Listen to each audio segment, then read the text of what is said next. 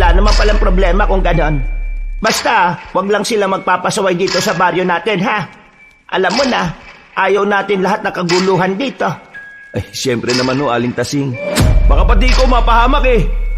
Wala na akong pakialam. Basta mapatay ko lang ang pumatay sa nanay namin. Kaya, pakiusap, gawin nyo na mga abit. Sa tingin nyo ba hindi ko pa alam kung paano yang kontrahin? Ngayon, ako naman, umanda na kayong lahat na mamatay.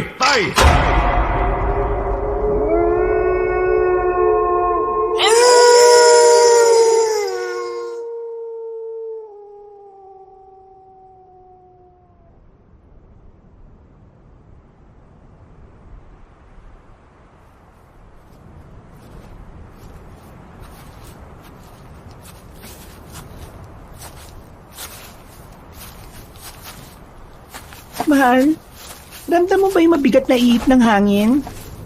Oo. Simula nung pumasok kayo sa masukal na parte nitong gubat, ramdam na ramdam ko na. Mas lalo ngang bumibigat habang tumatagal eh.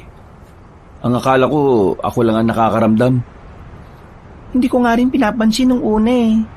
Akala ko rin ako lang ang nakakaramdam. Mabuti pala't sinabi ko sa'yo. Mahal, maging alerto lang tayo ha. At wag muna tayong lumayo sa isa't isa. Sige, mahal ko. Nasa masukal na parte ng gubat ang mag-asawang Abet at Betcha. Pareho silang nakatingala dahil ang araw ay tila ba ayaw lumusot sa makakapal na ulap na nagkukumpulan sa ibabaw ng masukal na gubat. Ang mga sanga na matatandang puno ay nagsasalubong sa ere. Lumilikha ng bubong na halos hindi pinapasok ng liwanag. At katulad ng sinabi ni Abet, habang tinatahak nila ang masukal na gubat ay mas lalong binabalot ng kakaibang puwersa ang paligid. Puwersang galing sa kadiliman. Ang nakakabinging katahimikan ay mas lalo lang nagpapabigat ng kanilang pakiramdam. Pero nagpatuloy pa rin ang mag-asawa habang bitbit ang lagayan nila ng mga halamang gamot. Si Abet ay isang kilalang albularyo sa baryo Organiko. Namana niya ang talentong to sa kanyang mga magulang. Kaya batak na siya sa paggawa ng mga mabibisang halamang pangmedisina at panggagamot. Bitbit niya ang isang supot na yari sa hinabing abaka. Puno ito ng mga tuyong dahon, balat ng kahoy at mga buto ng halamang pinulot mula sa malalalim na bahagi ng gubat.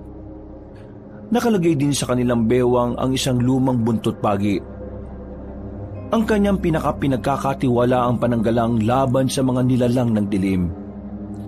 Samantala, si Betcha, ang kanyang asawa, ay isang babaylan na may malalim na kaalaman sa mga dasal, orasyon at ritual na ipinamana pa ng kanyang mga ninuno. Meron siyang daladalang basket na puno ng sariwang ugat at bulaklak. At nakasabit sa kanyang leeg ang isang kwintas na yari sa mga buto ng kung anong hayop. Tila kumikislap ito kapag tinatamaan ng bahagyang sinag mula sa langit. Sa kanyang balikat ay nakasukbit naman ang isang maliit na lalagyan ng langis. Ginagamit niya ito sa pagpapalayas ng kung anong masasamang elemento. Kapag nakakaramdam na ng kakaiba, ay tumutuloy pa rin sila katulad ng napag-usapan.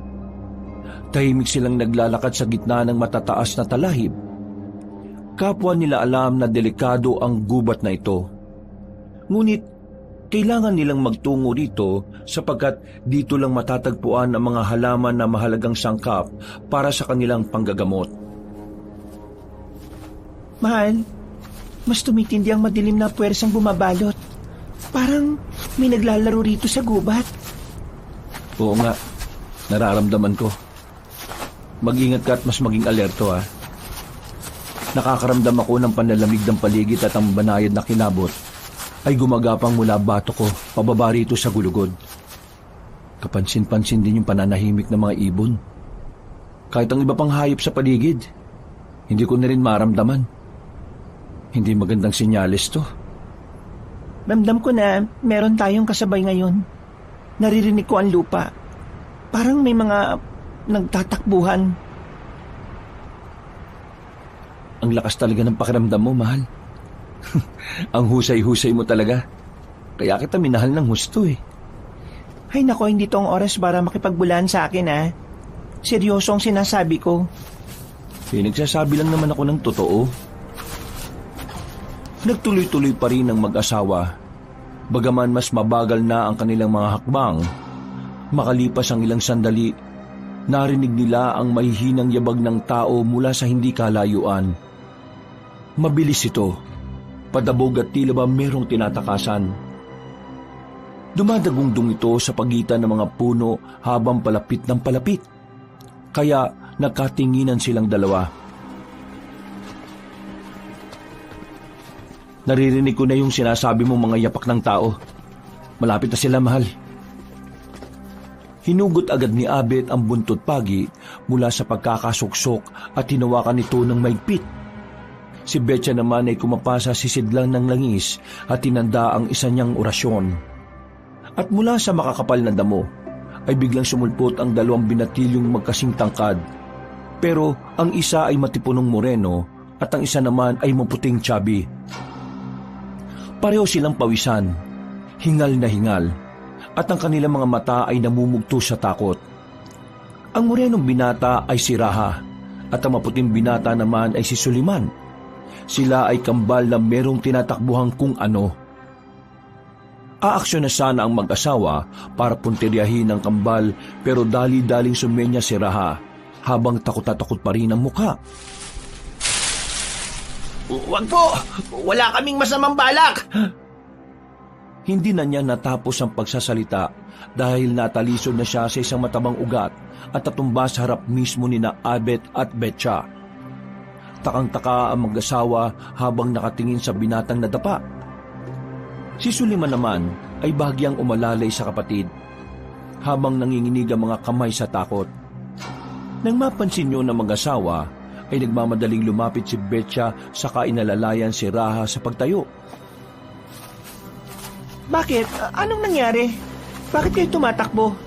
Meron ba kayong tinatakasan? Meron o. Sino? Ngunit bago pa makasagot ang kambal, isang kakaibang alingas-ngasang pumunit sa katahimikan ng gubat. Isang mababang ungol na tila nagmumula sa maraming lalamunan. May kasamang amoy na masangsang na parang pinaghalong bulok na karne at tuyong dugo. Alam na ni Abit ang tungkol sa amoy na yon dahil maraming beses na siyang nakasagupa ng ganitong klaseng nilalang. Dali-dali niyang tinapik ang asawa at seryosong pinagmasdan. Tila ba nag-usap ang kanilang mga mata. May mga kampo ng kadiliman sa paligid. Base sa nakakasukang amoy. Mga aswang sila. Marami sila, mahal. Kung ganon, aswang ang tinatakasan nitong mga binata? Malamang, Betcha. Mahal, ihanda mo mga panaboy mo. At kayong dalawa, magtago kayo sa likuran namin. Pagtango ni Raha at Suliman, ay muling umalingaw-ngaw ang mga ingay ng aswang sa iba't ibang dako. At sa gilid ng kanilang mga paningin ay tila sumilip ang mga anino. Mula sa madilim na parte ng kagubatan sa kanilang harapan ay lumitaw ang tatlong aswang.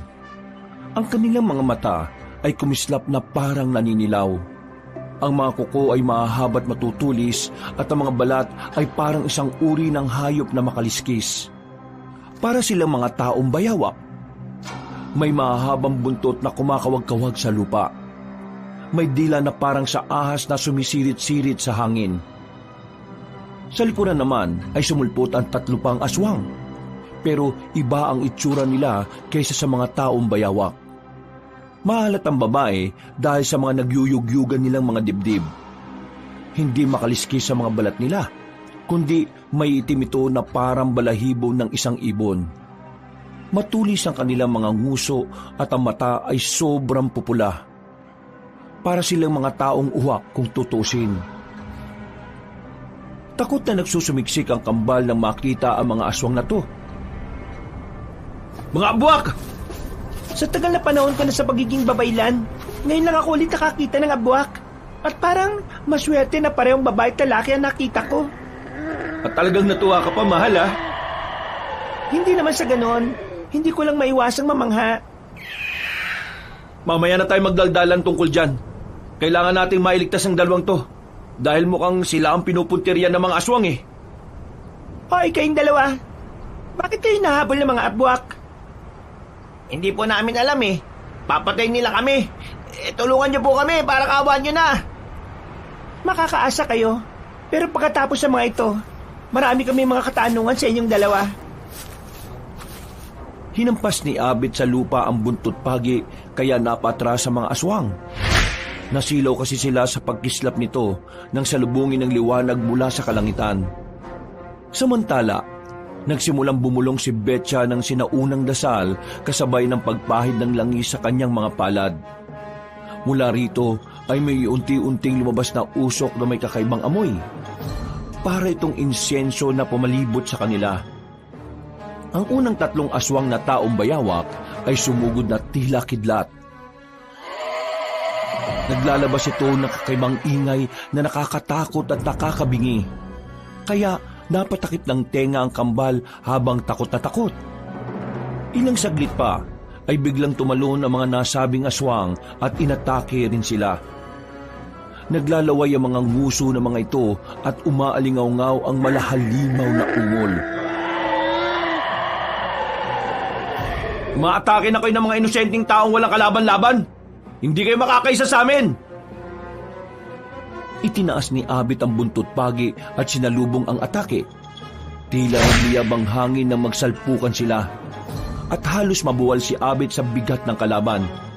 Ngunit sa kanyang mga bisig ay naroon ang lakas ng taong sanay na sa laban ng higit pa sa ordinaryong tao. Nabuwal niya ang unang abwak na sumalakay. Kitang-kita nila ng tamaan nito ng buntot pagi ay kaagad na nag-apoy ang katawan. Namangha ang kambal sa kanilang nakita pero halata pa rin ang takot sa kanilang mga muka. Si Betcha naman ay itinaas ang kanyang kamay at mula sa kanyang palad ay kumalat ang liwanag na tila apoy. Nang lumapit ang isa sa babaeng abwak, tumili ito ng matinis ngunit agad na napatras ng tamaan ng kakaibang usok. Ang kaninang tahimik na gubat ay nagsimulang mag-ingay dahil sa kanila. Galit na napatras sa mga lalaki at babaeng abwak. Habang pinagmamasdan ng isa nilang kasama na unti-unting natutupok ng apoy matapos hagupitin ni Abit ng buntot pagi. Sige! Sino bang susugod? Sino bang gusto mabo sa inyo? Ano, lapit na! Mga abwak! Mahal, wag mo silang buyuin. Baka magtawag pa ang mga yan eh. At imbis na makalis na tayo, baka madihado pa tayo sa huli. Huwag ka mag-alala, mahal. Isa sa mga likas na ugali ng mga abwak ay ang paglusob at pagtakbo. Alin lang yan sa dalawa. Kung susugod sila hanggang kamatayan o kung tatakbo para mabuhay sila. Ilang beses na rin ako nakasagupa ng mga katulad nila nung binata pa lang ako eh. Kaya natutunan ko na rin ng mga pag-uugali nila. Matagal na panahon na yun, mahal. Posibleng magbago na ang takbo ng sistema nila. Katulad din ng pagbabago ng takbo ng mga normal na tao. Huwag na natin pagtalunan pa ang tungkol dyan. Dahil baka mamaya imbis na sila ang kalabanin natin, tayo pang maglaban sa huli. Kawawa naman itong mga kasama natin mga binatilyo. Nagsusumiksik na nga sila sa atin ng husto oh. Puro ka rin talaga kalokohan, mahal. Kanina lang tuwang-tuwa ka dahil nakakita ka ng abwak pero ngayon nagiba na yata ang ihip ng hangin. Naputol na ang pag-uusap na mag-asawa dahil biglang lumipad ang 3 babaeng abwak. Habang nakatingala ay takot na takot pa rin ang kambal kaya kinuberan sila ni Betcha. Nang mawala ang usok na ginawa ng ginang ay magkakasunod ng sumalakay ang mga taong uwak. At habang nananatiling nakakover si Betcha sa 2 binata, si Abit naman ang humarap sa mga kalaban. Iwinasiwas niya ang buntot pagi, kaya tumigil sa pagsugod ng 3 babaeng abwak. Umangil ang mga iyon saglit habang ang Ginoo ay napapangisi lang. O ano? Nasaan ang tapang nyo ngayon? Sugod mga taong uwak na ang papangit! Mahal, sa kabila! Tumingin ka sa kabila! Nagulat si Abit na makita ang 2 taong bayawak na parehong nagwawasiwas ng kanilang mga buntot. ang isa ay biglang tumalon at dali-daling lumusob sa kanila. Dahil sa bilis ay hindi na kagad nagamit ng Ginoo ang sandata niya. Ang ginawa na lang niya ay humugot ng kung anong bagay sa dalang lalagyan. Saka sinaboy sa aswang. Natamaan yun sa muka at napatras. Pero hindi naman napano dahil ordinaryong tuyong damo lang pala ang naihagis ng albularyo. Ano ba ginagawa mo, mahal? Inaaksaya mo yung mga napitas nating halamang gamot eh. Abay, malay ko ba? Akala ko yung itim na buhangin ang nadukot ko. Ito, bilis, salo! Pagkasalo, ay saka nga hinagis ni Abet ang nasabing bagay. Nang matamaan sa mata ang ikalawang taong bayawak, ay napuwing ito. Ilang saglit pa ay nagsisigaw na yon sa sakit dahil sa bisa ng kapangyarihan ng itim na buhangin. Meron kasing orasyon yon mula sa babaylang si Betcha kaya mas matindi ang talab lalo na sa alagad na kadiliman. Sinamantala na ng Ginoo ang pagkakataon at habang naglulumpasay ang nasabing abwak ay sa kanya ito pinaghahampas ng buntot pagi hanggang sa magliyab na rin ang katawan nito. Nang galaitin na naman ang natitirang mga aswang habang pinagmamasdan ng kasamahan nilang unti-unting natutupok ng apoy. Muling sumugod ang natitirang taong bayawak. Direkta nitong pinuntirya si Aling Betcha sa pag-aakalang uubra siya. Pero nang hawakan ng babaeng babayla ng kwintas niyang gawa sa buto ng kung anong hayop, ay tila may kakaibang enerhiyang dumaloy sa kanyang pagkatao. Sinabayan ito ng bulong na orasyon hanggang sa bigla na lang naistatwa ang nasabing aswang. Kagad bumaling ang ginang sa asawa. Mahal, ngayon na! Sige! Walang pag-alinlangang hinigupit ng albularyo ang hindi makagalaw na aswang hanggang sa magliyab din ng katawan nito at matupok ng apoy. Dinig na dinig nila ang nakakakilabot na pagmamakaawa ng aswang. Pero huli na ang lahat dahil nagsaabo na ito kalaunan. Sa kabilang banda ay napaluhod si Aling Betcha dahil sa paggamit ng kapangyarihan ng kwintas. Nag-aalalang lumapit ang kanyang asawa at inalalayan siya. Mahal, bakit mo naman ginamit kaagad yung kapangyarihan ng kwintas? Alam mo namang makakasama sa iyo yan. Nabigla lang din ako. Mamaya na tayo mag-usap tungkol dyan. Itun mo na muna ang pansin mo sa mga taong uwak. Pasalakay na sila. Sabay-sabay sumugod ang galit na mga babaeng abwak. At sa bilis ng pangyayari ay nagalusan nila si Abet. Nabitiwan din tuloy niya ang buntot pagi na tumalamsik sa malayo. Napangisi ang mga kalaban at muling sumalakay. Pero mabilis din na nakabawi ang albularyo. Dinukot niya ang patalim na nakatago sa kaliwang paanan at ito ang pinangsasangga niya sa matutulis na kuko ng halimaw. Naging maugong ang kanilang banggaan. Napatras si Abet ng ilang hakbang dahil sa pagtulak ng isang taong uwak. Habang ang dalawa pa ay si Aling Betcha naman ang pinupuntirya. Betcha! Malko! Huwag mo akong alalahanin. Kaya ko sarili ko. Sige, sabi mo eh. Kahit kailan ka talaga, puro kakalokohan. Kayong dalawang binata, umatras muna kayo saglit at magtago sa mga puno. Bilis! Tumakbo nga si Raha at Suliman at nagtago sa likod ng mayayabong na puno. Dahil dito ay nakapag-concentrate na si Aling Betcha sa mga kalaban. Dinukot niya ang langis sa lumang bag at pagkatapos ay mahina siyang bumulong sa hangin. Ilang saglit lang ay isinaboy niya ang nasabing langis kung saan papunta ang dalawang taong uwak. Pagkadaka ay bumuelo siya at biglang umihip sa kawalan. Tila ba may kung anong kakaibang elemento ang sumama sa hangin.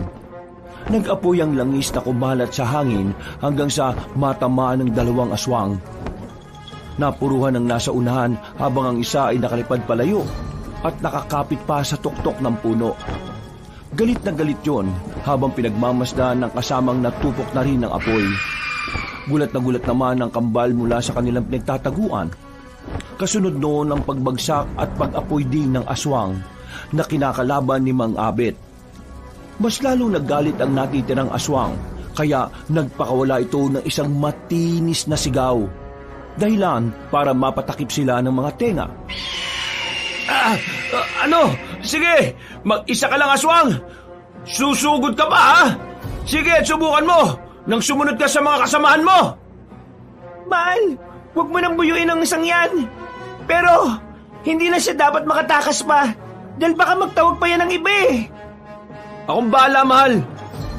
Kung yung 5 nga ay napatumba natin, yan pa kayang nag-iisa na lang.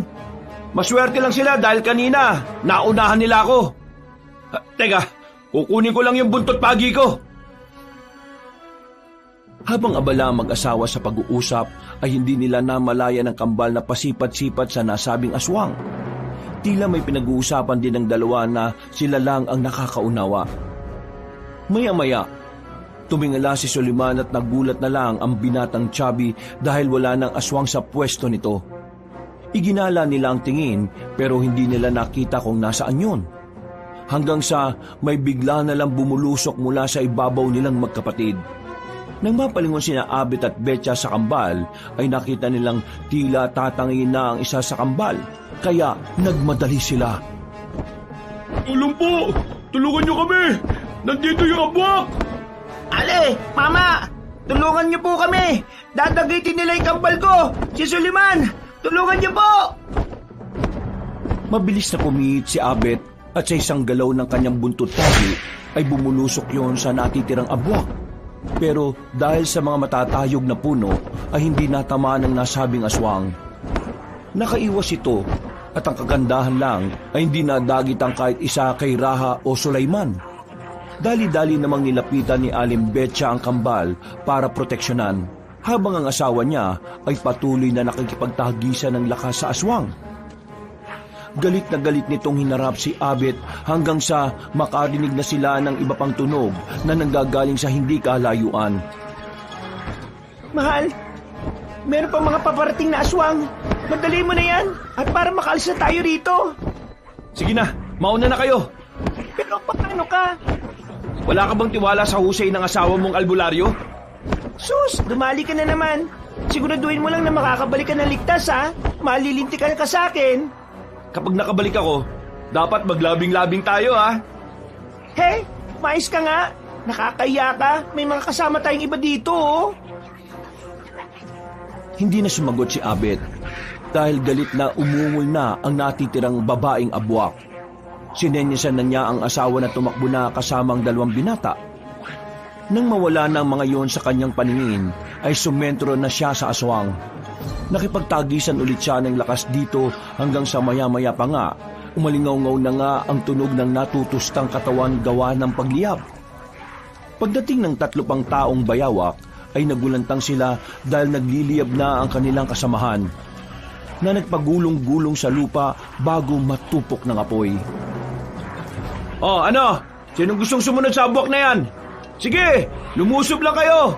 Namiss ko ang pakikipaglaban ng ganito eh.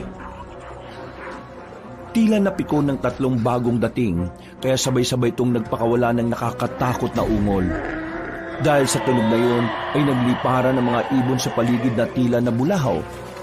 Dito lang din tuloy napansin ni Ginoong Abet na palubog na pala ang araw dahil unti-unti nangang nababalot ng dilim ang paligid. Habang nakahanda ang kanyang buntot pagi, ay pasimple siyang tumingin sa lagayan. Sinisipat niya kung may magagamit siyang sandata para sabay-sabay nang mapabagsak ang mga aswang nakaharap.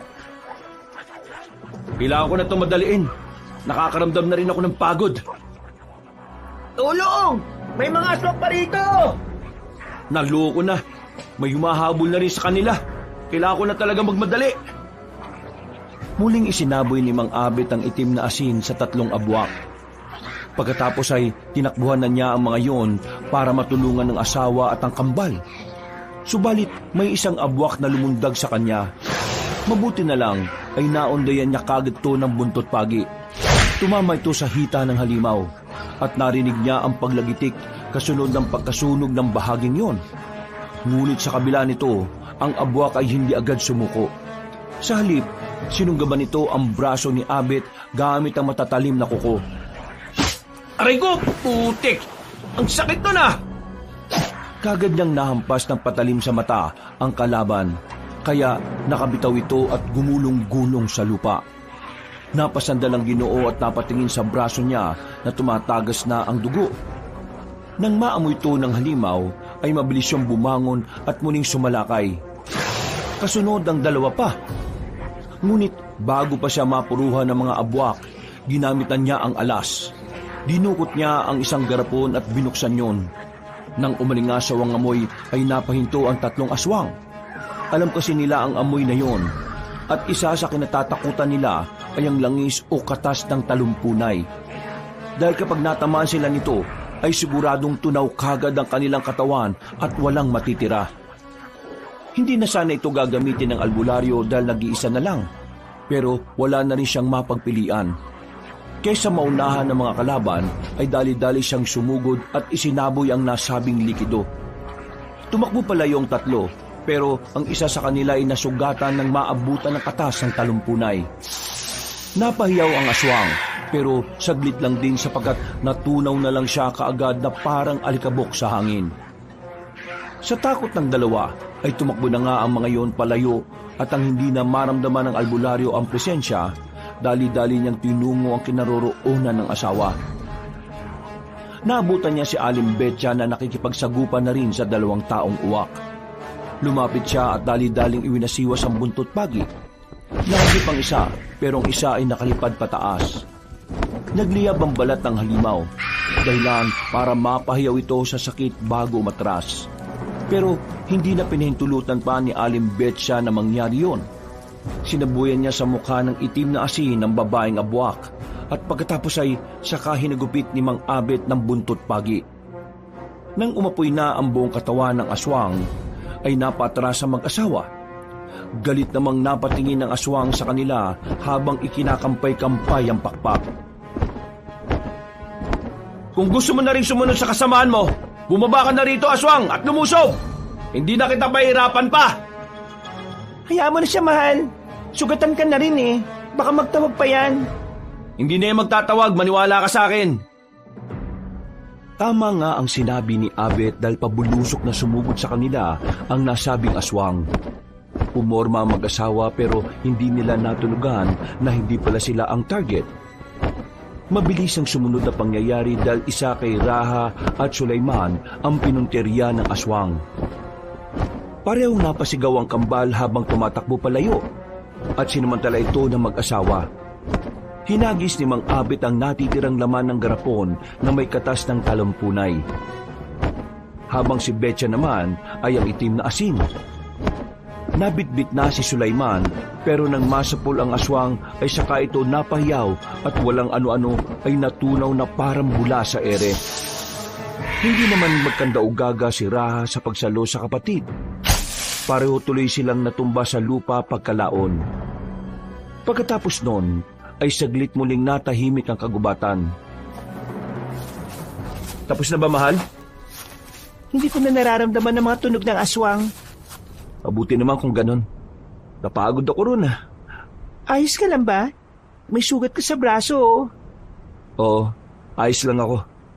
Umalis na tayo rito bago pa may dumating na ibang aswang. At kayong dalawa, hindi kayo aalis ha. Sasama kayo sa amin dahil marami pa kaming katanungan sa inyo. Ano po?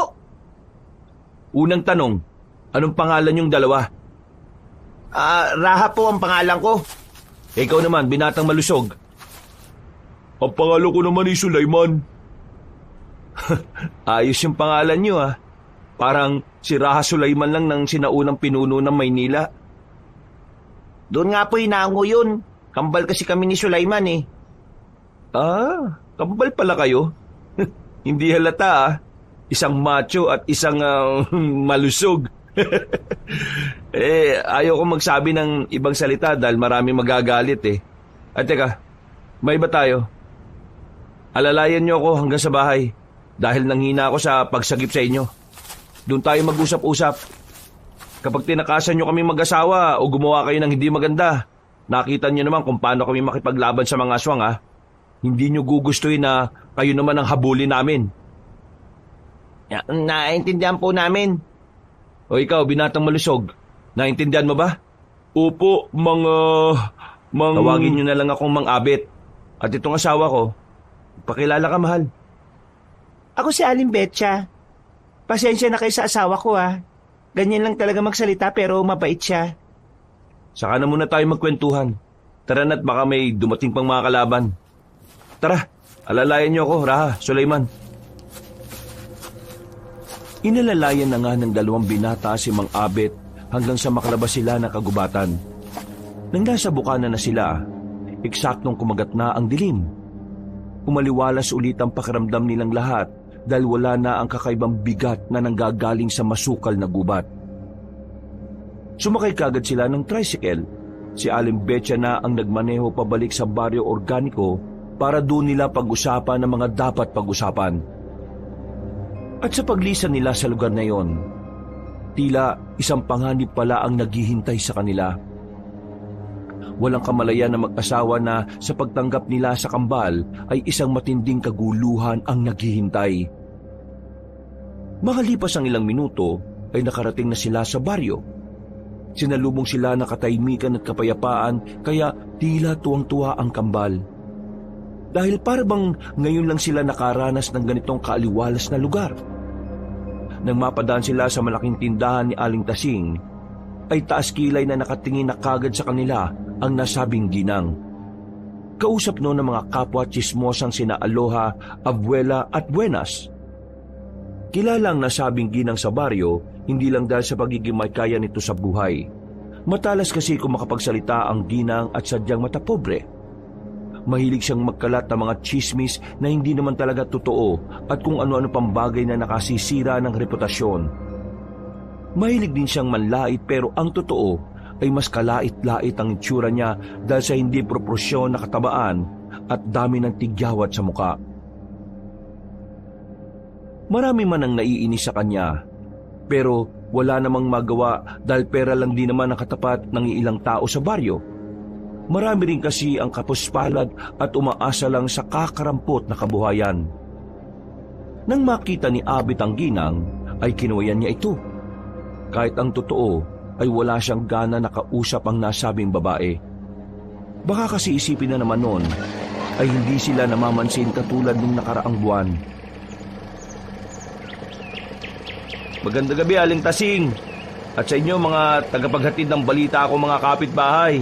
Aling Alona, Aling Abuela, at Aling Buenas. Magandang gabi rin, Abet. Teka, bakit ikaw, Betcha, ang nagmamaneho ng tricycle nyo? At saka, sino yung mga kasama nyo, mga binatang bagong muka? Ano ho kasi? Teka, Abet, ano nangyari sa iyo? Bakit may dugo ka sa braso? Napaaway ka ba, ha? Hindi ho. May nangyari lang doon sa gubat na pinuntahan namin. Tapos, ito mga kabataan ang tumulong sa akin. Hindi naman sila marunong magmaneho ng motorsiklo kaya ang asawa ko na lang ang nagmaneho. Ganun na nga ho, Aling Tasing. Sino ba yan na mga bagong salta? Hindi naman sila masasamang looban, Ay, hindi naman ho, Aling Tasing. Ang dalawang binatang to sina Raha at Sulaiman. Nakita namin sila sa gubat. Nakita sa gubat? Ang ibig sabihin ng asawa ko nagkita-kita kami sa gubat. Mga pamangkin ko kasi ang kambal na yan. Pamangkin? Di ba wala ka namang mga kapatid? Sabi mo, ulila ka na? Sa malayong pinsan ho, Aling Tasing. Nasa ibang probinsya kasi ang mga pinsan kong si Singson. Ganun ba? Wala naman palang problema kung ganon. Basta, wag lang sila magpapasaway dito sa baryo natin, ha? Alam mo na, ayaw natin lahat ng kaguluhan dito. Ay, siyempre naman ho, Aling Tasing. O sige na ho. Kailangan na naming umuwi para magamot tong sugat ko. Ay siya, sige. Mag-iingat kayo. Pag-alis ng tricycle ay dinig na dinig nila kung paano magbulungan ng mga tsismosa. Napaismid na lang ang mag-asawa dahil alam nila na gumagawa na naman ng tsismis si Aling Tasing kasama ang mga kaibigan nitong mapapangit din ng ugali. Ipinaliwanag na lang din ni Mang Abet sa kambal na kailangan niyang pasinungalingan ng tungkol sa nangyari sa gubat. Dahil kakaibang tao si Aling Tasing. Kapag gumawa siya ng kwento, kahit masama pa, ay siguradong pinaniniwalaan kagad ng karamihan sa mga taga-baryo Organiko.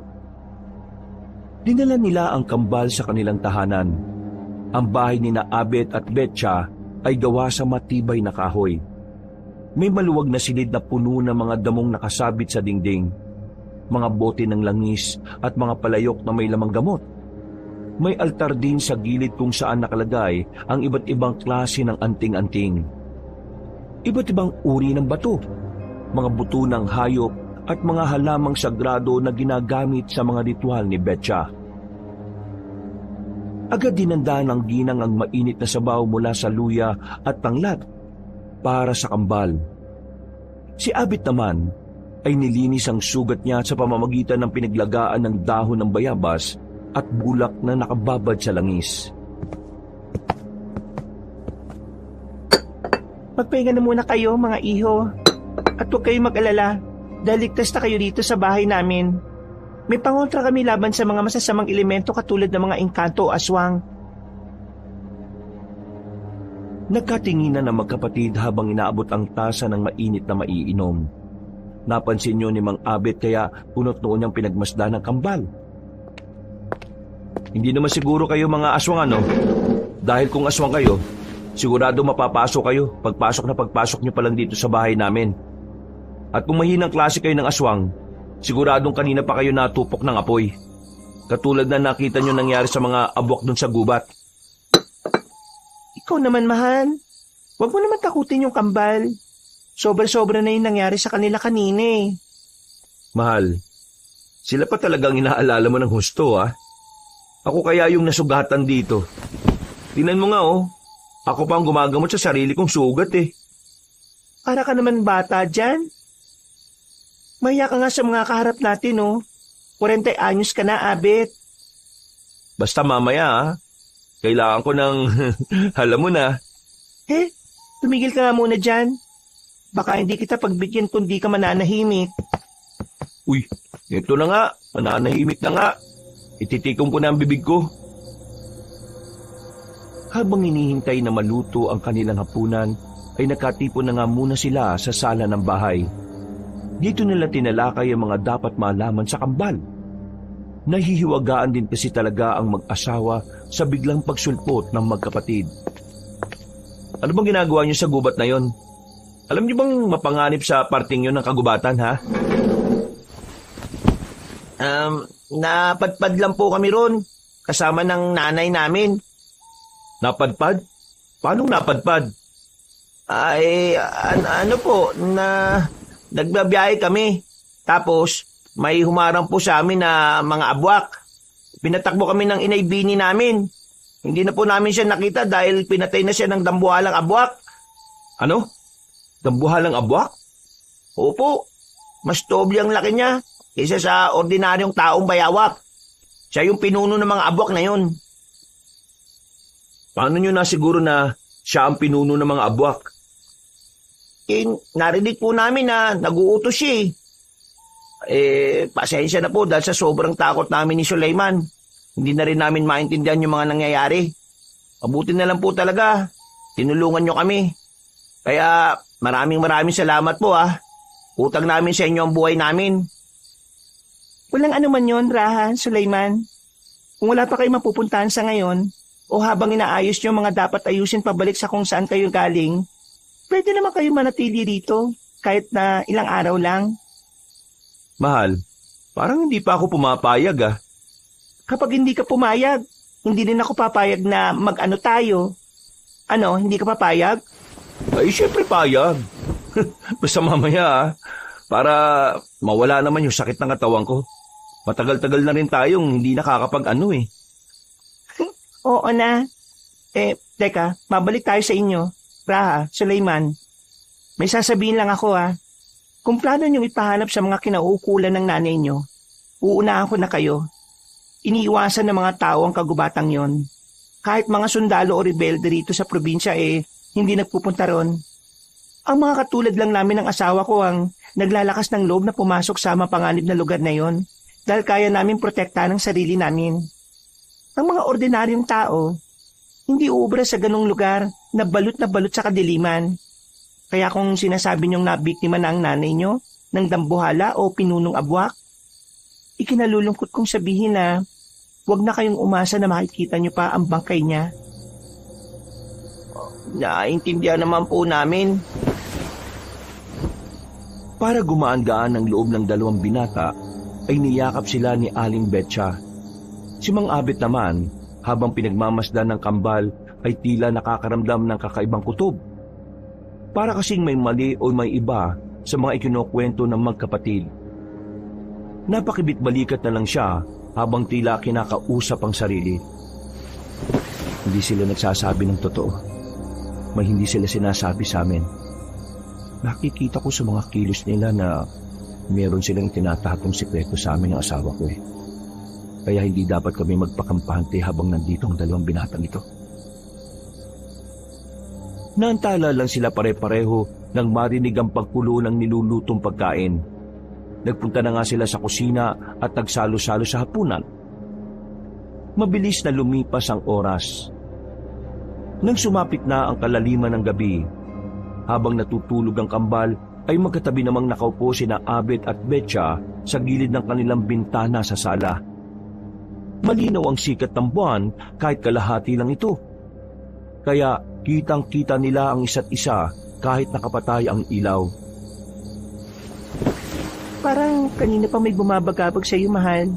Tungkol ba to sa kambal? Oo, hindi ako kumbinsido sa mga sinabi nila kanina eh. Nagsisinungaling sila.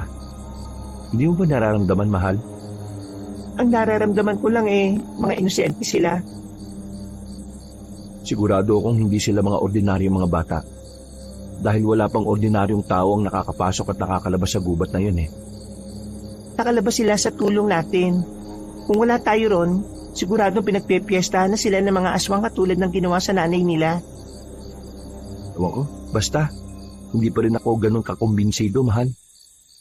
Kaya, ang payo ko sa iyo huwag kang masyadong magpapalinlang sa kambal.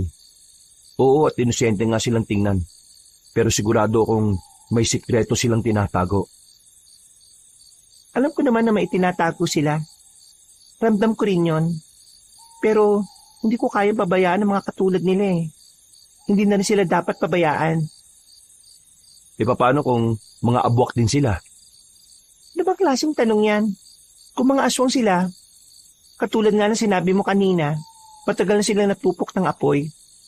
Pagtungtong na pagtungtong pa lang nila dito sa bahay namin dahil sa dami ng pangontra. Oo, sige. Huwag na natin pag-usapan yan. Alam naman natin na hinahabol sila ng mga abwak, di ba? Kung mananatili sila rito, baka madamay tayo sa kanila. Pati ang buong baryo. Baka sabihin pa ni Aling Tasing na nagkupkup tayo ng mga taong hinahabol pala ng aswang. Mahal, kung paalisin natin sila, tsak na mamamatay sila dahil sigurado kung hahabulin sila ng mga abwak.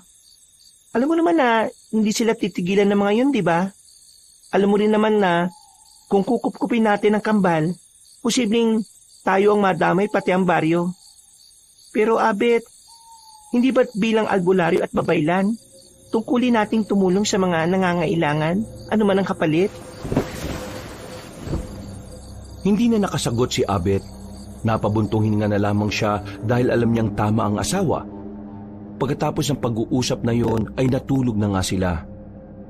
Lingid sa dalawa ay nakikinig pala ang kambal na nagyakapan na lang dahil hindi naman talaga nila alam ang gagawin. Kinabukasan at sa mga sumunod pang araw, naging maayos naman ang takbo ng buhay ng bawat isa sa baryo. Nakilala agad ng mga tao sina Raha at Sulaiman. Dahil madalas silang nakikita sa bakuran sa tuwing may nagpapagamot sa albularyo at babaylan. Pero katulad na matagal ng gawain ni Aling Tasing, ipinagkalat niya kagad sa mga kapwa tsismosa ang kutob niya sa dalawang binata. Sinabi niya nga kina Aling Aloha, Aling Abuela at Aling Buenas na parang hindi naman totoong kamag-anak ni na Abet at Betcha ang kambal. Ang layo kasi talaga ng itsura nila sa mga yon. Dahil dito ay mabilis na kumalat ang impormasyong yon sa mga taga roon.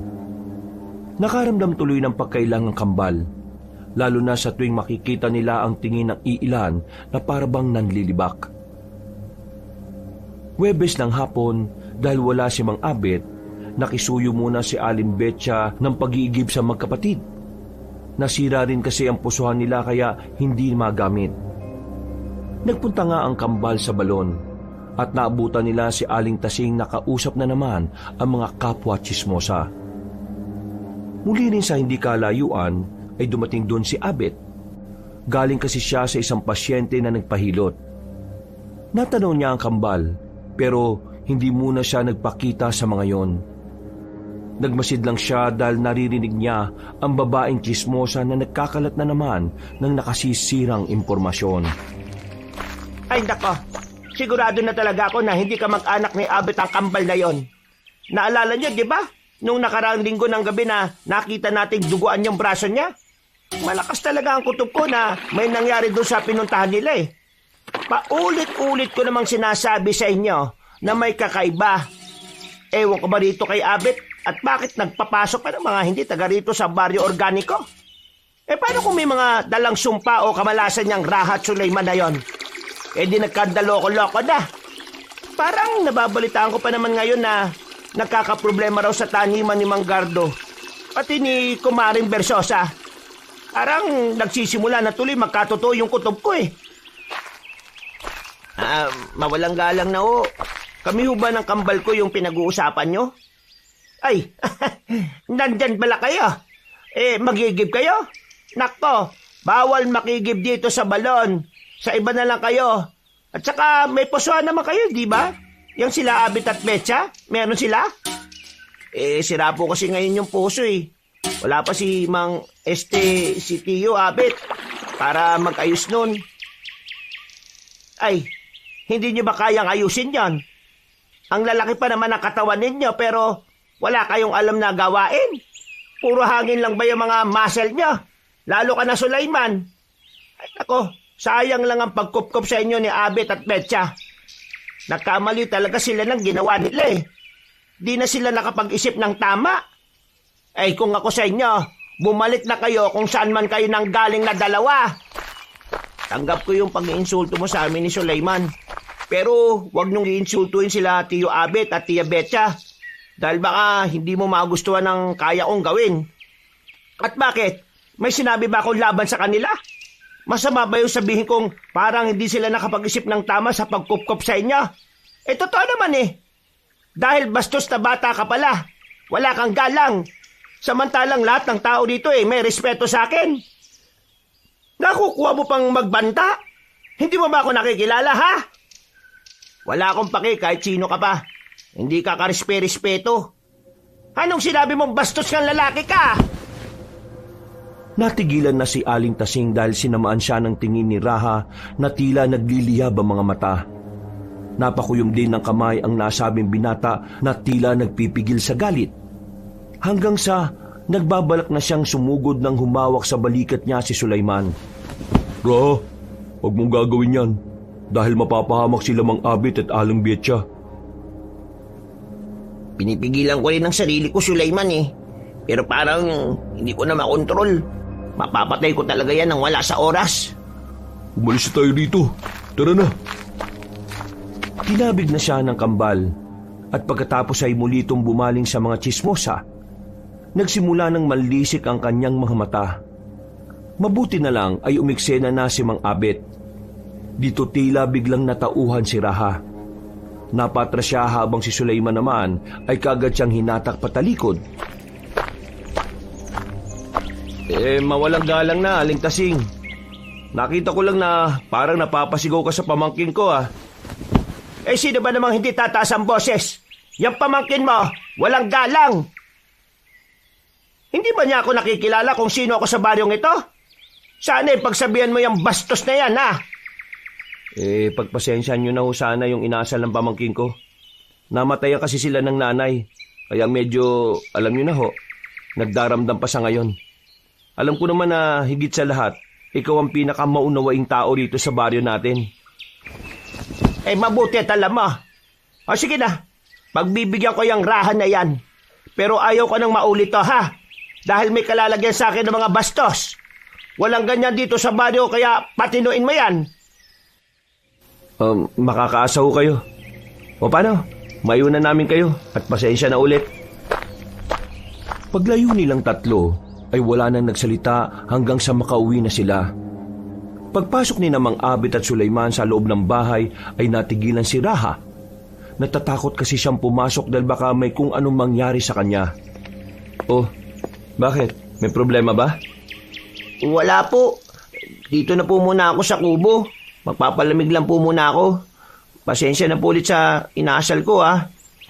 Nako, huwag mong alalahanin yun. Marami talagang galit sa taong yun dito sa baryo. Akala mo kung sino siyang santa-santa pero masama rin naman ang ugali. Siguro nga kung nakita ka ng mga ibang mga taga rito kung paano mo siya sinagot-sagot, matutuwa pa yung mga yun sa'yo eh. Abet, ano yan? Mukhang may nangyari sa balon, ah. Ikaw talaga mahal, oh. Imbis na pagsabihan mo, inuudyokan mo pa itong mga kabataan. Natatawa lang ako sa nangyari. Hindi ka maniniwala. Nang ikwento nga ni Mang Abet sa asawa ang ginawang pananagot ni Raha kay Aling Tasing, ay tawa rin ng tawa ang ginang. Ang binatang maskulado lang kasi ang nakagawa ng ganon sa nasabing babae. Pero pinag-ingat na nila ang kambal dahil siguradong mapagdidiskitahan sila ng masamang ugaling babaeng yon, lalo na si Raha. Hindi na lang din muna ikinwento ni Mang Abet ang nasaksihan niya kanina. Hindi pa rin kasi siya sigurado kung tama ba ang nakita o hindi. Kailangan niya pa ng sapat na ebidensya para mapatunayan kung totoo nga bang aswang din si Raha at Sulaiman. Pasado 12:00 ng hating gabi, habang mahimbing ang tulog ng mga taga-baryo, nagising si Aling Betcha sa kakaibang ingay. Isang mahinang kaluskos mula sa labas ng bakuran ang narinig niya. Kasunod ang tila huni ng kung anong hayop.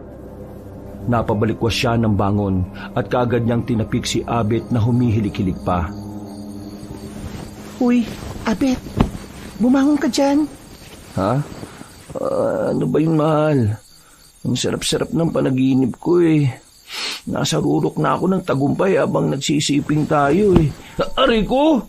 Bakit mo naman pinatukan? Pakinggan mo yung mga ingay sa labas. Ha? Ano bang ingay yun? Yung tunog ng lalaking abwak, yung taong bayawak, parehong-pareho, di ba? Ha? Aba, oo nga no. Sabay na napabangon na mag-asawa at sumilip sa kanilang bintana. Pinakinggan nila mabuti ang tunog na unti-unting lumalayo. Nang tuluyan na itong mawala, ay saka sila nagkatinginan. Sa tingin mo, hinahanap na nga ng mga abwak ang kambal? Mabuti na lang at nakalayo na yung tunog. Ibig sabihin, wala na sila. Nakalimutan mo ba, mahal? Kapag malapit ang tunog, ibig sabihin nasa malayo sila. Kapag naman malayo, ibig sabihin nasa malapit? Diyos ko po, sila Raha at Sulaiman. Dali-dali silang lumabas ng kwarto at tinungo ang tinutulugan ng dalawa. Alam naman nila na ligtas laban sa aswang ang kanilang bahay, pero gusto pa rin nilang makasiguro. Pagsilip nila sa silid ng kambal, ay ganun na lang ang gulat nila dahil wala si Raha. Ginising nila at tinanong si Sulaiman na wala ring alam. Tulog na tulog kasi ang malusog na binata. Dahil dito, ay lumabas na si Mang Abet at natigilan na siya nang makita nga si Raha na nakatambay sa kubo. Hindi siya sigurado sa nakita dahil madilim, pero may naaninag siyang sinag na parang kaliskis at mga naninilaw na mga mata. Oh, anong ginagawa mo dyan, Raha? Delikado at may narinig akong abwak na humuhuni. Ako lang po yun. Ha? Nanlaki ang mga mata ng Ginoo nang lumantad sa liwanag si Raha. Nakita niya ang naninilaw nitong mga mata at ang ilang bahagi ng katawan na may kaliskis ng isang bayawak. Pero unti-unti nang bumalik sa normal na anyo ang binata. Makalipas ang ilang oras, pasado 2:00 na madaling araw, nakatipon sila sa kubo at dito na nga ipinaliwanag ng kambalang totoo. Na hindi rin sila ordinaryong tao dahil sila ay may lahing abwak. Ang nanay bini nila ay normal na tao na dinakip ni Lakan, na siyang pinuno ng mga abwak.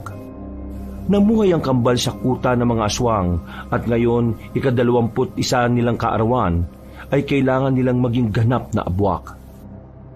Papainumin na sana sila ng sariwang dugo at sariwang karne ng tao, subalit hindi pumayag ang ina ng magkapatid. Itinakas sila subalit dahil dito ay namatay si Nanay Bini. Ito na rin yung parte kung saan ay nakakawala ang kambal at nakita nila sa gubat ang mag-asawa. Nang malaman ni Mang Abet at Aling Betcha ang tunay na kwento, ay nag-alala silang pareho para sa dalawa. Kung ganun totoo pala nakita ko kagabi.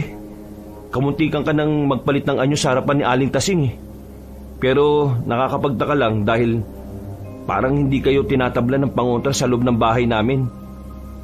Posibleng dahil inosente talaga sila. Ibig sabihin, kahit na nananalitay sa dugo nila ang pagiging abwak, hindi pa naman sila nakakatikim ng sariwang dugo o karne ng tao. Dalisay pa rin ang kanilang katawan kaya hindi umiepekto ang pangontra sa bahay natin. Kaya pala. Ang galing mo ron, Mahal. Raha, Sulaiman, pwede kayong manatili rito sa amin. Pero ipangako nyo na hindi na gagawin yung nangyari doon sa balon Mahirap na kapag nalaman ni Aling Tasing at mga kapanalig niyang tsismosa ang tungkol sa inyo. Mahirapan na kaming maprotektahan kayo laban sa mga abwak na naghahanap sa inyo. Tama ang asawa ko.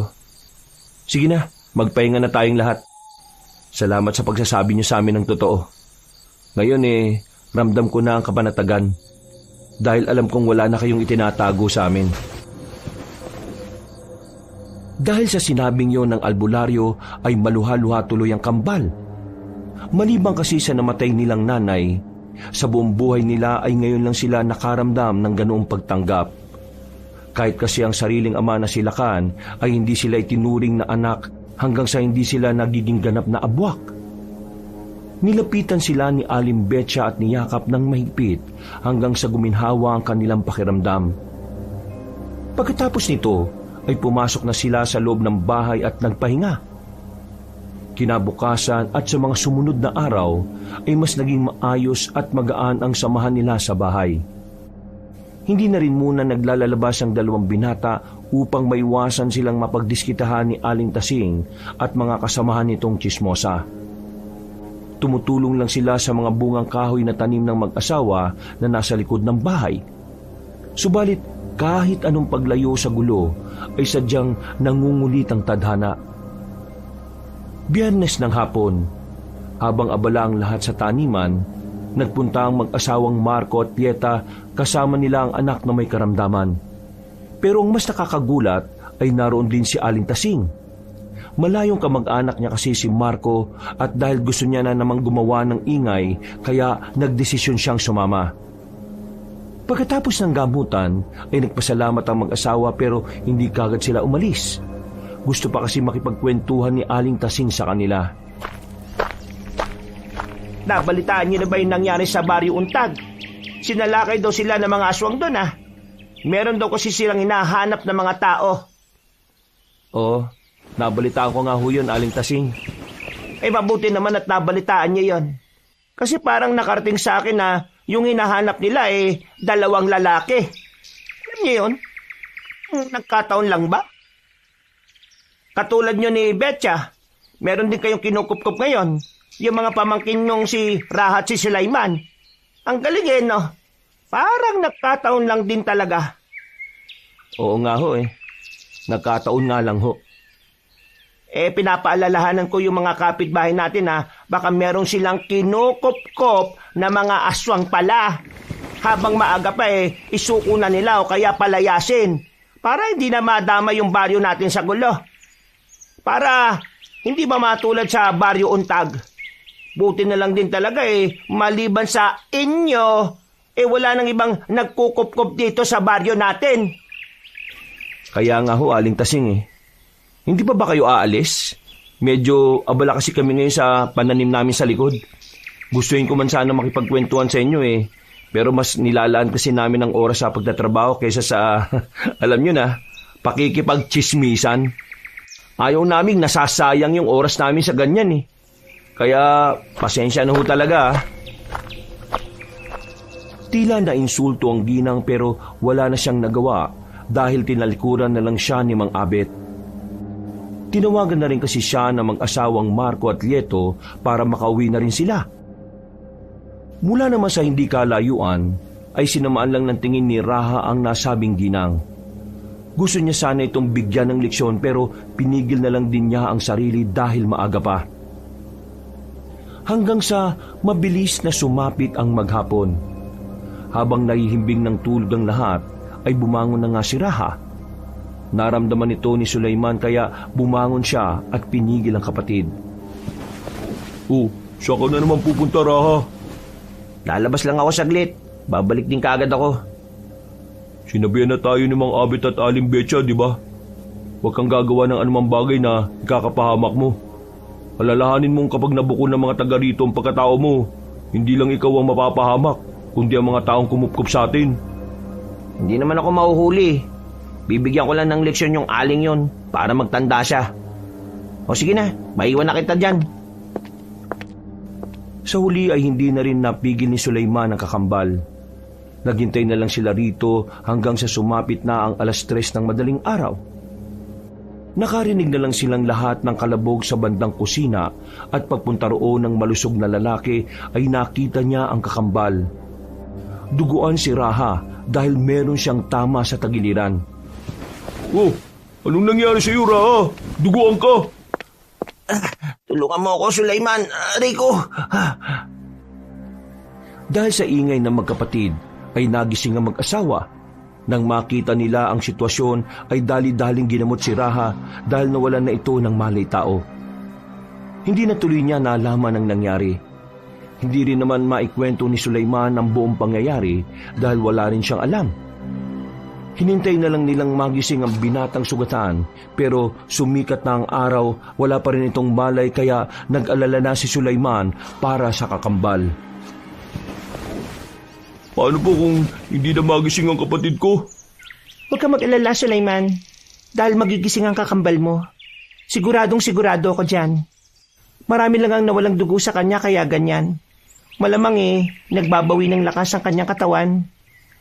Dapat kasi, pinigilan ko na lang siya eh. O kaya ginising ko na lang kayo para mapigilan siya. Para hindi na umabot sa ganito. Huwag mo nang sisihin ang sarili mo. Wala ka namang kasalanan sa nangyari, Sulaiman. Pero pinagtakpan ko po siya eh.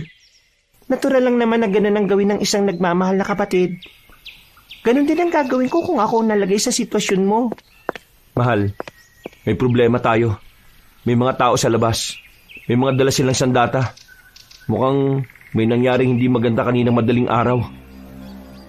Pagtingin nga nila sa bintana ay nakita nila ang mga taga-baryo na may kanya-kanyang mga dalang armas. Merong may dalang kalaykay, meron ding may dalang pala. Habang ang iba naman ay iba't ibang uri ng patalim at pambato. Napabuntong hininga na lamang ang mag-asawang manggagamot habang pinagmamasdan nila ang mga tao.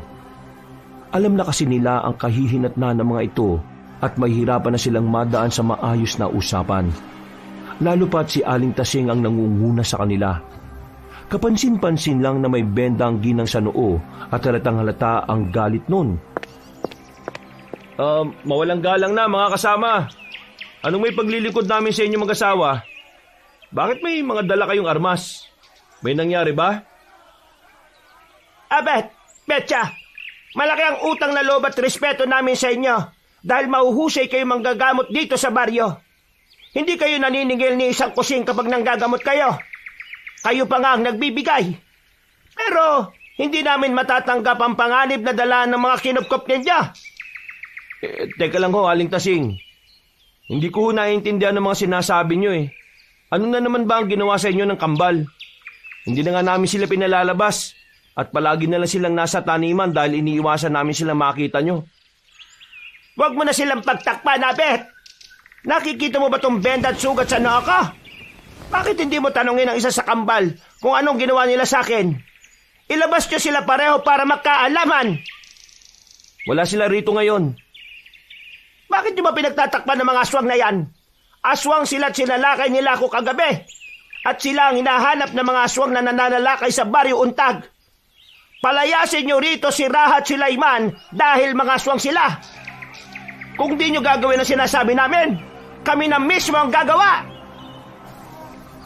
Wala nang nagawa ang mag-asawang manggagamot sa galit ng mga tao. Kahit anong pigil nila ay pilit na pumapasok ang mga yon dahil na rin sa pag-uudyok ni Aling Tasing. Hanggang sa nakita nga nila si Raha sa isang silid na nakaratay.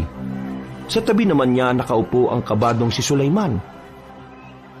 Yan ang patunay na ginawan ako ng masama ng tarantadong yan. Nasaksak ko siya kagabi sa tagiliran bago siya makalaya. Kaya kunin niyo ang taong yan at ikulong.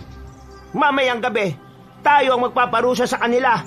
Ihahandog natin ng mga yan sa mga aswang na naghahanap sa kanila para hindi na tayo gambalahin ng mga yon. Hindi na nakaawat pa sina Abit at Betcha dahil naging agresibo ang mga tao. Marami ring kumapit sa kanila para hindi makaalma. Samantalang walang palag ang magkapatid, lalo na si Raha na walang malay. Dinala silang 4 sa mismong bahay ni Aling Tasing at sama-samang ikinulong sa isang silid. Pagsapit ng gabi, pagkagising ni Raha ay nagulat siya sa nangyari. Masakit pa rin ang tagiliran niya pero pinilit niya na lang umayos ng pagkakaupo. Nakita mo na ang resulta ng ginawa mo, Raha. Dahil sa pagiging makasarili mo, nandito tayo ngayon at mapapahama ka pati ang kambal mo. Ano pong nangyayari? Wala akong maintindihan. Nandito tayo ngayon sa isang kwarto sa bahay ni Aling Tasing. Kung ano man ang ginawa mo kagabi, binigyan mo ng dahilan ng mga tao para magalit. Mamaya, isasakripisyo at isusuko kayo ng kambal mo sa mga abwak na humahanap sa inyo. Pasensya na ho sa nagawa ko, mga Abit at Aling Betcha. Patawad doon sa pagiging makasarili ko, kaya nadamay pa kayo. Ay nako, kahit magsisihan pa tayo rito, nangyari na nangyari. Ireserba mo na lang yung lakas mo at gamitin mo mamaya kapag inilabas na nila kayo rito. Pakiusap, tumakas na kayo bago pa sila bumalik dito. Kahit ako na lang po magsakripisyo. Suleyman, magpalit ka na ng anyo sa pagiging abwak. Gamitin mo ang kapangyarihan mo para itakas dito sila Mang Abit at Aling Betcha. Naudot na sila sa pag-uusap dahil biglang bumukas ang pinto. At mula roon ay pumasok si Aling Tasing kasama ang 4 na kalalakihan. Sinamaan nito ng tingin ng magkapatid, lalo na si Raha na siyang gumawa ng hindi maganda sa kanya. Hindi naman pumalag ang matipunong binata. Ginantihan niya lang din ng masamang titig ang ginang. Ilabas yun na ang mga aswang at itali na ang mga yan dun sa plaza. Dali-daling kumilos ang 4 na kalalakihan na bumitbit sa kambal. Hindi naman nakaalma ang lahat. At nang makalabas na ang mga yun, ay nanatili sa silid ang ginang habang nakatingin sa mag-asawa. Pasensya na kayong dalawa. Pakakawalan ko din naman kayo pagkatapos silang mabawi ng mga aswang na humahanap sa kanila. Kapag nangyari yon, magkakaroon ng tiwala ang mga nilalang na yon sa baryo natin. Huwag kang makipaglaro ng apoy sa mga alagad ng kadiliman na Aling Tasing. Talagang nanggaling sa iyo mga salitang yan, Abet, ha? Sino ba sa atin dito nakipaglaro ng apoy sa mga aswang? Ako ba? Hindi ba kayo naman nitong asawa mong si Betcha? Mali ang iniisip nyo, Aling Tasing. Tama man o mali ang iniisip ko. Malinaw sa akin at sa mga taga-baryo organiko ang ginawa ninyong pagtataksil. Pasalamat na nga lang kayo dahil hindi ko kayo isinama sa isasakripisyo. Malaki pa rin kasi ang tiwala ng mga tao sa inyo. Hindi na yun magbabago kahit ilang beses ko pa kayong sirain sa kanila. Kaya manatili na muna kayo rito hanggang sa humupa ang sitwasyon. Huwag na kayo manggulo pa. Dahil baka kapag nainis ako isama ko na talaga kayo sa 2 aswang na yon. Dali-daling lumabas ang ginang at kinandado ang pinto. Naiwan namang nagkakatinginan ng mag-asawa na walang magawa. Napapikit na lang at napabuntong hininga ang albularyo.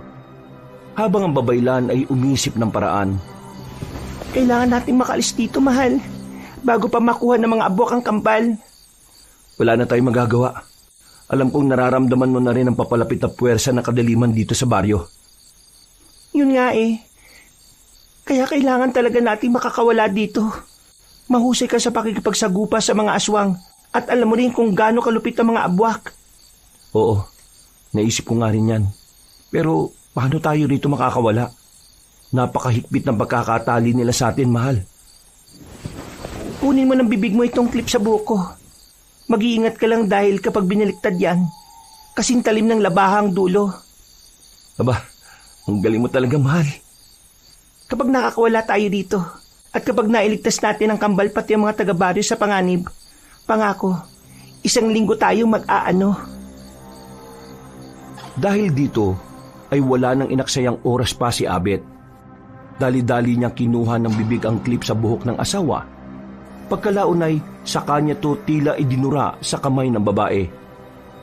Dali-daling kinaskas ni Aling Betsa ang tali hanggang sa unti-unti yung lumuwag at maputol. Nang makawala siya, ay sa kanya naman sinaklolohan ng asawa na tila kumikinang-kinang ang mga mata sa tuwa. Para bang naging ganado ang Ginoong Albularyo dahil sa ipinangako ng asawa. Nang pareho na silang makakawala, ay eksakto naman na nakarinig na sila ng hiyawan mula sa labas. Tila ba nagkakaisa na ang mga taga-baryo na isakripisyo sina Raha at Sulaiman sa mga abwak. Nahuli na tayo, mahal. Mukha nga. Nararamdaman ko na at naririnig ko ang ingay ng lupa at pagaspas ng pakpak ng mga abwak.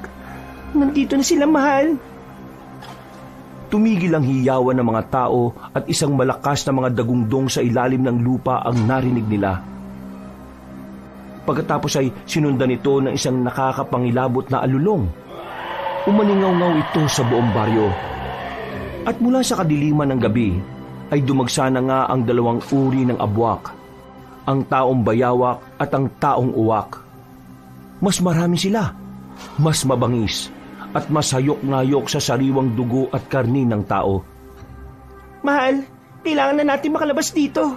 Nangangalib na sila Raha at Sulaiman, pati ang mga tao. Mali talaga itong ginawa ni Aling Tasing eh. Hindi dapat siya nakipagkasundo sa alagad na kadiliman. Tumabi ka at babasagin ko ang bintana. Habang nagsisimula na magkagulo sa labas, ay sinira na nga ni Mang Abit ang babasaging bintana. Nilinis niya kaagad ang palibot bago sila lumabas na mag-asawa. Doon nga ay mas naramdaman nila ang kakaibang bigat ng kadiliman sa paligid. Tila mas dumilim din ang baryo kahit na nagdidilig ng liwanag ang buwan sa kalangitan. Mahal, bumalik ka na muna sa bahay at ako nang bahalang magligtas kay Raha at Sulaiman. Kailangan mong kumuha ng mga kagamitan para mas makatulong tayo sa mga tao. Iba ang pakiramdam ko sa paligid eh. Sigurado akong hindi tutupad sa pakikipagkasundo ang mga abwak. Papatay nila ang mga taga-baryo. Pero paano ka? Wala kang dalang pangontra laban sa kanila. Lagi akong handa. Kahit nakasingit-singitan ko may mga pangontra. At saka, hindi tayo matatalo rito. Tandaan mo na meron kang pangako sa akin. 1 linggo tayo maglalabing-labing. Ay naku, pasaway ka talaga. Sige na! Pagkatapos silang maghalikan, ay naghiwalay na ng landas sa mag-asawa. Bumalik nga si Aling Betsa sa kanilang bahay habang si Abit ay nagtungo sa lumang bulwagan kung saan naroroon ang mga tao. Eksaktong pagdating niya roon, ay tila natataranta na ang mga tao. Natuon ang pansin niya sa magkapatid na nasa gitna at parehong nakatali sa upuan. Nasa unahan si Aling Tasing, kasama ang ilang kalalakihan at naghihintay din sa kung anong magaganap. Lahat sila ay parang balisa at takot, pero hindi pa rin sila nag-aalisan dahil wala pa silang nakikitang mga aswang. Mga aswang! Alam kong naririto kayo sa paligid. Lumabas na kayo at kunin ang 2 to. Pagkatapos umalis na kayo ng matiwasay. Ipangako nyo na kahit kailan ay hindi na kayo pupunta sa baryo organiko. Isang nakabibinging huni ang umalingaw-ngaw sa ibabaw nila. At pagkatapos ay malakas nilang narinig ang mga pagaspas. Hanggang sa una nang bumagsak ang isang babaeng abwak sa harapan ni Aling Tasing. Nagulat at napaupo ang ginang habang umaatras. Tumawa naman ang taong uwak habang nakatingin sa kanya. Ayun na sila! Yung hinahanap niyo mga tao! Kunin nyo na sila, tumalis na kayo! Natigilan na si Aling Tasing dahil sinunggaban ng babaeng abwak ang isang lalaki na nasa kanan niya at saka tinukatuka ang leeg nito. Bumulwak ang dugo ng nasabing lalaki at tumalsik sa lupa pati na sa mukha ng ginang. Nang punasan ng ali ang kanyang mukha, matapos mapagtantong natalsikan siya ng sariwang dugo, ay doon na siya nagsisigaw. Nagsimula na rin magkagulo at magtakbuhan ng mga tao. Pero isa-isang sumugod ang mga taong uwak at dinagit ang ilang naroroon. Naloko na! Kailangan ko munang mailigtas si Raha at Sulaiman! Habang papalapit siya, ay biglang dumagungdong ang malambot na lupa. At mula sa hindi kalayuan, ay may nakita siyang tila gumagapang sa ilalim nun. Dito lang din napagtanto ng albularyo na ang mga taong bayawak ang gumawa ng mga yon. Kaya umiba siya ng daan. Pagtago niya sa gilid ng bahay ay dito niya nakita ang 3 lalaking abwak na sumulpot mula sa ilalim ng lupa at sinunggaban ang mga nagtatagong tao. Kitang-kita ni Mang Abet ang isang babae na nahila ng 2 abwang palabas ng bahay nito. Malapit lang kasi roon ang bulwagan. Nag-agawa ng 2 aswang hanggang sa mapunit ang katawan ng kaawa-awang babae na parang papel. Napabuntong hininga ang Ginoo. Gusto niyang tumulong pero kulang ang dala niyang sandata. Wala rin kasi ang buntot pagi niya at tansong patalim. Ang hawak-hawak niya lang ng mga oras na yon ay ang itim na asin na hindi rin naman ganon karami. Sapat lang para matalo ang higit 5 aswang. Nag-focus na siya sa pagliligtas sa kambal na parehong kumakawag-kawag. Pero nang malapit na ay nakita niyang 2 binata na tumatakbo palayo sa lalaking abwak. "Hoy kayo! Dito kayo tumakbo!" Lumingon sa kanya ang magkapatid at dali-daling tumakbo. Pero dahil din sa sigaw niyang yon, ay nakita siya ng iilang mga aswang na malapit. Hindi na niya ito pinansin dahil nakatuon na ang atensyon niya sa pagliligtas sa mga bata. Subalit nang malapit na ang kambal, ay isa sa kanila ang nahablot ng abwak at tinagis pa itaas. Nasa lubong siya ng isa pang nilalang na lumilipad. At doon mismo nilapa ang katawan sa ere. Naghati-hati ang mga taong uwak, kaya tila umula ng dugo matapos magpira-piraso ang kawawang katawan ng bata. Napuno lalo ng takot ang hiyawan ng mga tao nang makita nila ito hanggang sa halos buto-buto na lang ang bumagsak sa lupa. "Diyos ko po! Nagmistulang impyerno ng baryo!" Umiiyak na yumakap kay Abet ang batang takot na takot, kasunod ng pagsugod ng mga abwak. Dahil dito ay wala nang napagpilian ng Ginoo kundi gamitin ang hawak niyang itim na asin. Hinagis niya ito paikot at sabay-sabay na tinamaan ng mga abwak sa mata. Napatras sa mga yon at naghiwa-hiwalay sa galit. Kaya sinamantala ni Abet ang pagkakataon. Tumakas na siya kasama ang batang iyak ng iyak. Bata, makinig ka ha. Kung ayaw mo mamatay, huwag kang gagawa ng kahit na anong ingay. Tumigil ka sa pag-iyak. Pakiusap, kung hindi, pareho tayo mamamatay." Sumunod agad ng bata. Nagtago sila sa gilid ng mayabong na puno habang nakatungtong sa improvisibong mahabang upuan. Sa ganung paraan, ay hindi sila mararamdaman ng abwak na nasa ilalim ng lupa. Sumipat-sipat ang Ginoo sa nagkakagulong paligid. Pagtingin niya sa bulwagan ay naroon pa rin ang magkapatid na Raha at Sulaiman na kumakawag-kawag pa rin. Nawala na sa paningin niya si Aling Tasing, kaya hindi na niya alam kung saan na ito nagpunta. "Dito ka lang sa upuan ha. Kahit ano mangyari, huwag kang aalis dito. Gumilid ka lang dahil hindi ka makikita ng mga aswang. Magdasal ka at pumikit. At higit sa lahat ay huwag kang gagawa ng kahit na anong ingay. Sige na, kunin mo na rin tong isang supot to. Kapag may lumapit sa iyo rito, isabay mo kagad at sumigaw ka para marinig ko. Tutulungan ko lang yung mga yun na nasa bulwagan. Kapag napakawalan ko na sila, matutulungan nila tayo. Ano, naintindihan mo ba?" Pagtango ng batang takot na takot, ay inabot naman ni Abet ang piraso ng 2x2 na nakadantay din sa gilid ng puno. Pagkatapos ay tumalon siya at patakbong lumapit kay Raha at Sulaiman. "Raha, Sulaiman, nandito na ako. Ililigtas ko kayo." Nang makita siya ng kambal, ay mas lalong nagkakawag ang mga yun. Pero sa tindi ng pagkakatali sa kanila, ay hindi nila parehong magawang makakawala. Hindi rin naman nakapagpalit ng anyo bilang abwak si Raha, dahil nangihina siya gawa ng pagkakasaksak sa tagiliran. Si Sulaiman naman kasi ay hindi pa rin sanay kung paano magpalit ng anyo. Bibihira kasi nilang gawin ang tungkol doon dahil pinipigilan sila ng ina. Habang papalapit si Mang Abet, ay dumarami rin ang mga lumulusob. Ginamit niya ang natitirang itim na asin bilang panlaban. Kasama ang pisikal na lakas na siya naman pinapamalo sa mga lumilipad na abwak, pati na rin ang gumagapang sa ilalim ng lupa. Sige, lusob! Sugod lang ng sugod, mga hayop kayong abwa kayo! Malakas ang pinalo ang ulo ng isang taong uwak. Sa tindi ng pagkakapalo ay pumutok ang bungo nito. Sabay talsik ng malapot na dugo at utak. Napangiti siya, pero bago pa makatuloy sa kambal ay 2 taong bayawak naman ang sumugod. Napatras si Mang Abet habang winawasiwas ang 2x2. Hindi rin nagpaawat ang 2 aswang dahil pinanlaban ng mga ito ang makaliskis nilang buntot. Nabuwal ang albularyo at nabitiwan niya ang pamalo, kaya sinamantala to ng 2 aswang. Gumamit na lang siya ng swerte at dumampot ng kung ano. Sa kanan ay lupa at sa kaliwa naman ay matigas na bato. Tumama sa mukha ng 2 aswang ang lupa kaya napatras sa mga ito.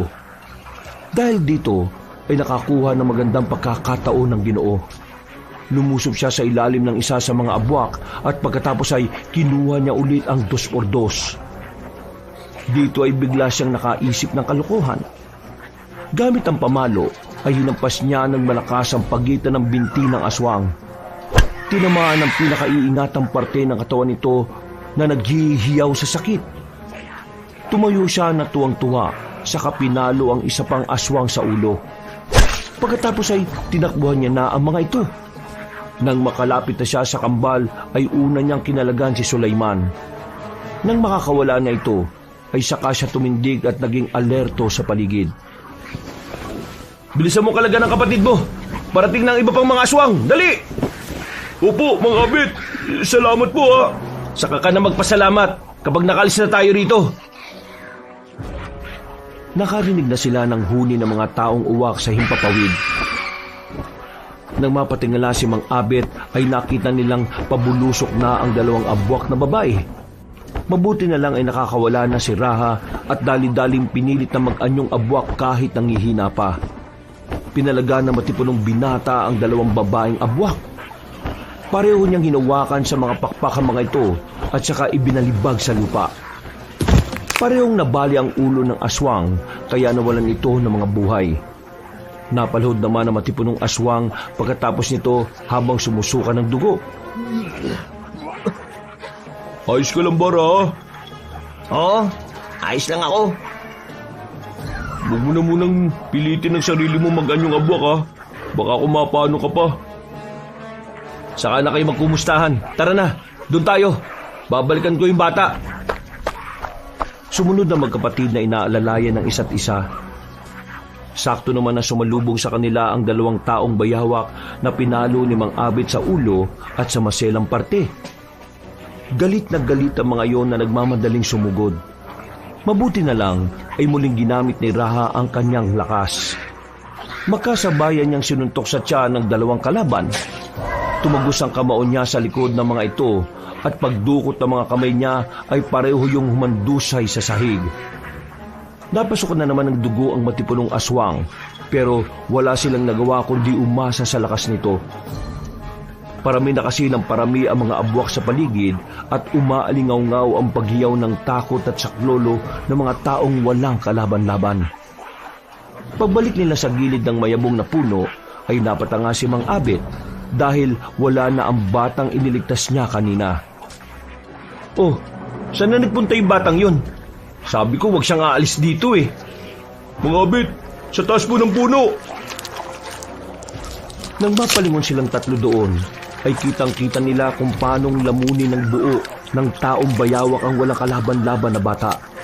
Kalahati na lang ng katawan nito ang natitira. Hawak-hawak pa noon ang supot na may lamang itim na asin. Napakuyom ng kamao ang albularyo kaya galit niyang binato ang nasabing aswang na napatingin sa kanila. Nahulog din ang itim na asin sa kamay ng walang buhay na bata at nasa leyon ng Ginoo.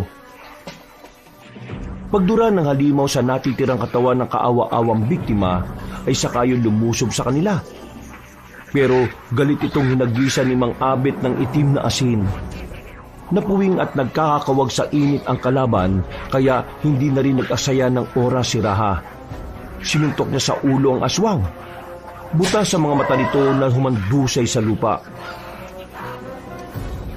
Lumagpak ang walang buhay nitong katawan sa tabi ng natitira pang parte ng katawan ng batang biktima. Dahil dito ay nakaramdam ng inis si Mang Abet. Napakuyom na naman siya ng kamao at napakagat ng labi hanggang sa magdugo yun. Samantalang si Raha ay unti-unti nang bumabalik sa pagiging tao dahil sa sobrang panghihina. Pero pinipilit niya pa rin ang sarili na makalakad dahil ayaw niyang maging pabigat. Bakit ko pa kasi siya iniwan eh? Mga Abet, tara na po. Saan po tayo pupunta? Uuwi na tayo sa bahay. At lahat na makikita niyong tao na pwedeng tulungan, isama niyo. Ligtas sila sa bahay dahil hindi makakapasok roon ng mga abwak. Sige po. Nagmadali na nga silang makauwi ng bahay at malayo pa lang sila ay naririnig na nila ang boses ni Aling Betcha. Halatang nakikipagsagupa rin ng ginang at tinutulungan ng ibang tao na nakikipaglaban sa kani-kanilang mga buhay. Aling Aloha! Aling Abuela! Aling Buenas! Madali ho kayo! Pumasok kayo rito sa ginawa kong bilog na buhangin! Mas ligtas dito! Mahal, nandito na rin kami! Madali kayo! Tara na! Dali-dali nga rin silang tumakbo sa inukit na bilog na buhangin ng babaylan. At pagkatapos ay inabot ng ginang ang bag ng kanyang asawa, saka nila hinarap ang mga kalaban na paparating. Si Aling Betcha ay nagwisik ng kakaibang langis na may halong halamang gamot. Nang tamaan nito ang pakpak ng mga babaeng abwak, ay kaagad na nagliyab ang mga ito na parang sinusunog. Humiyaw ang mga halimaw bago bumagsak sa lupa at pagkatapos ay sabay-sabay silang nangisay-ngisay hanggang sa mamatay. Si Mang Abet naman ay pinuntirya ang lalaking abwak na nagtatangkang lumusob mula sa ilalim ng lupa. Pero hindi nito nagawa dahil tila matigas at solidong pananggalang ang ginawang pamilog sa buhangin ng babaylan. Lumabas ulit ang halimaw na nasa ilalim ng lupa. Nakagad namang hinagupit ng albularyo ng kanyang buntot pagi. Nagliyab kagad ang likuran ng taong bayawak at tinangka nitong tumakas. Pero muli siyang hinagupit ng Ginoo hanggang sa madapa na siya at tuluyang mag-apoy ang katawan at matupok ng apoy. Habang patuloy na nakikipaglaban, ay biglang nawala ng bisa ang pabilog na buhangin. Dahil sa nagtutulakan ng 3 tsismosang kasama nila, sa takot ni na Aling Aloha, Aling Abuela at Aling Buenas ay nasira nila ang pabilog. Wala na tuloy na gawa ang lahat kundi ang tumakbo pabalik sa loob ng bahay. Ang ilang tao rin na natatawa sa kanila ay doon din tumuloy para makaligtas sa paglusob ng mga abwak. Marami silang napatay, pero sa kabila nito ay tila tuloy-tuloy pa rin ang pagdating ng mga kalaban na parang walang katapusan. Ang ilang mga bahay ay nasusunog na. Marami na rin ang naging biktima ng mga aswang. Ang hiyawan ng mga taong nagmamakaawa at tumihingi ng tulong ay tila umaalingaw-ngaw sa buong baryo.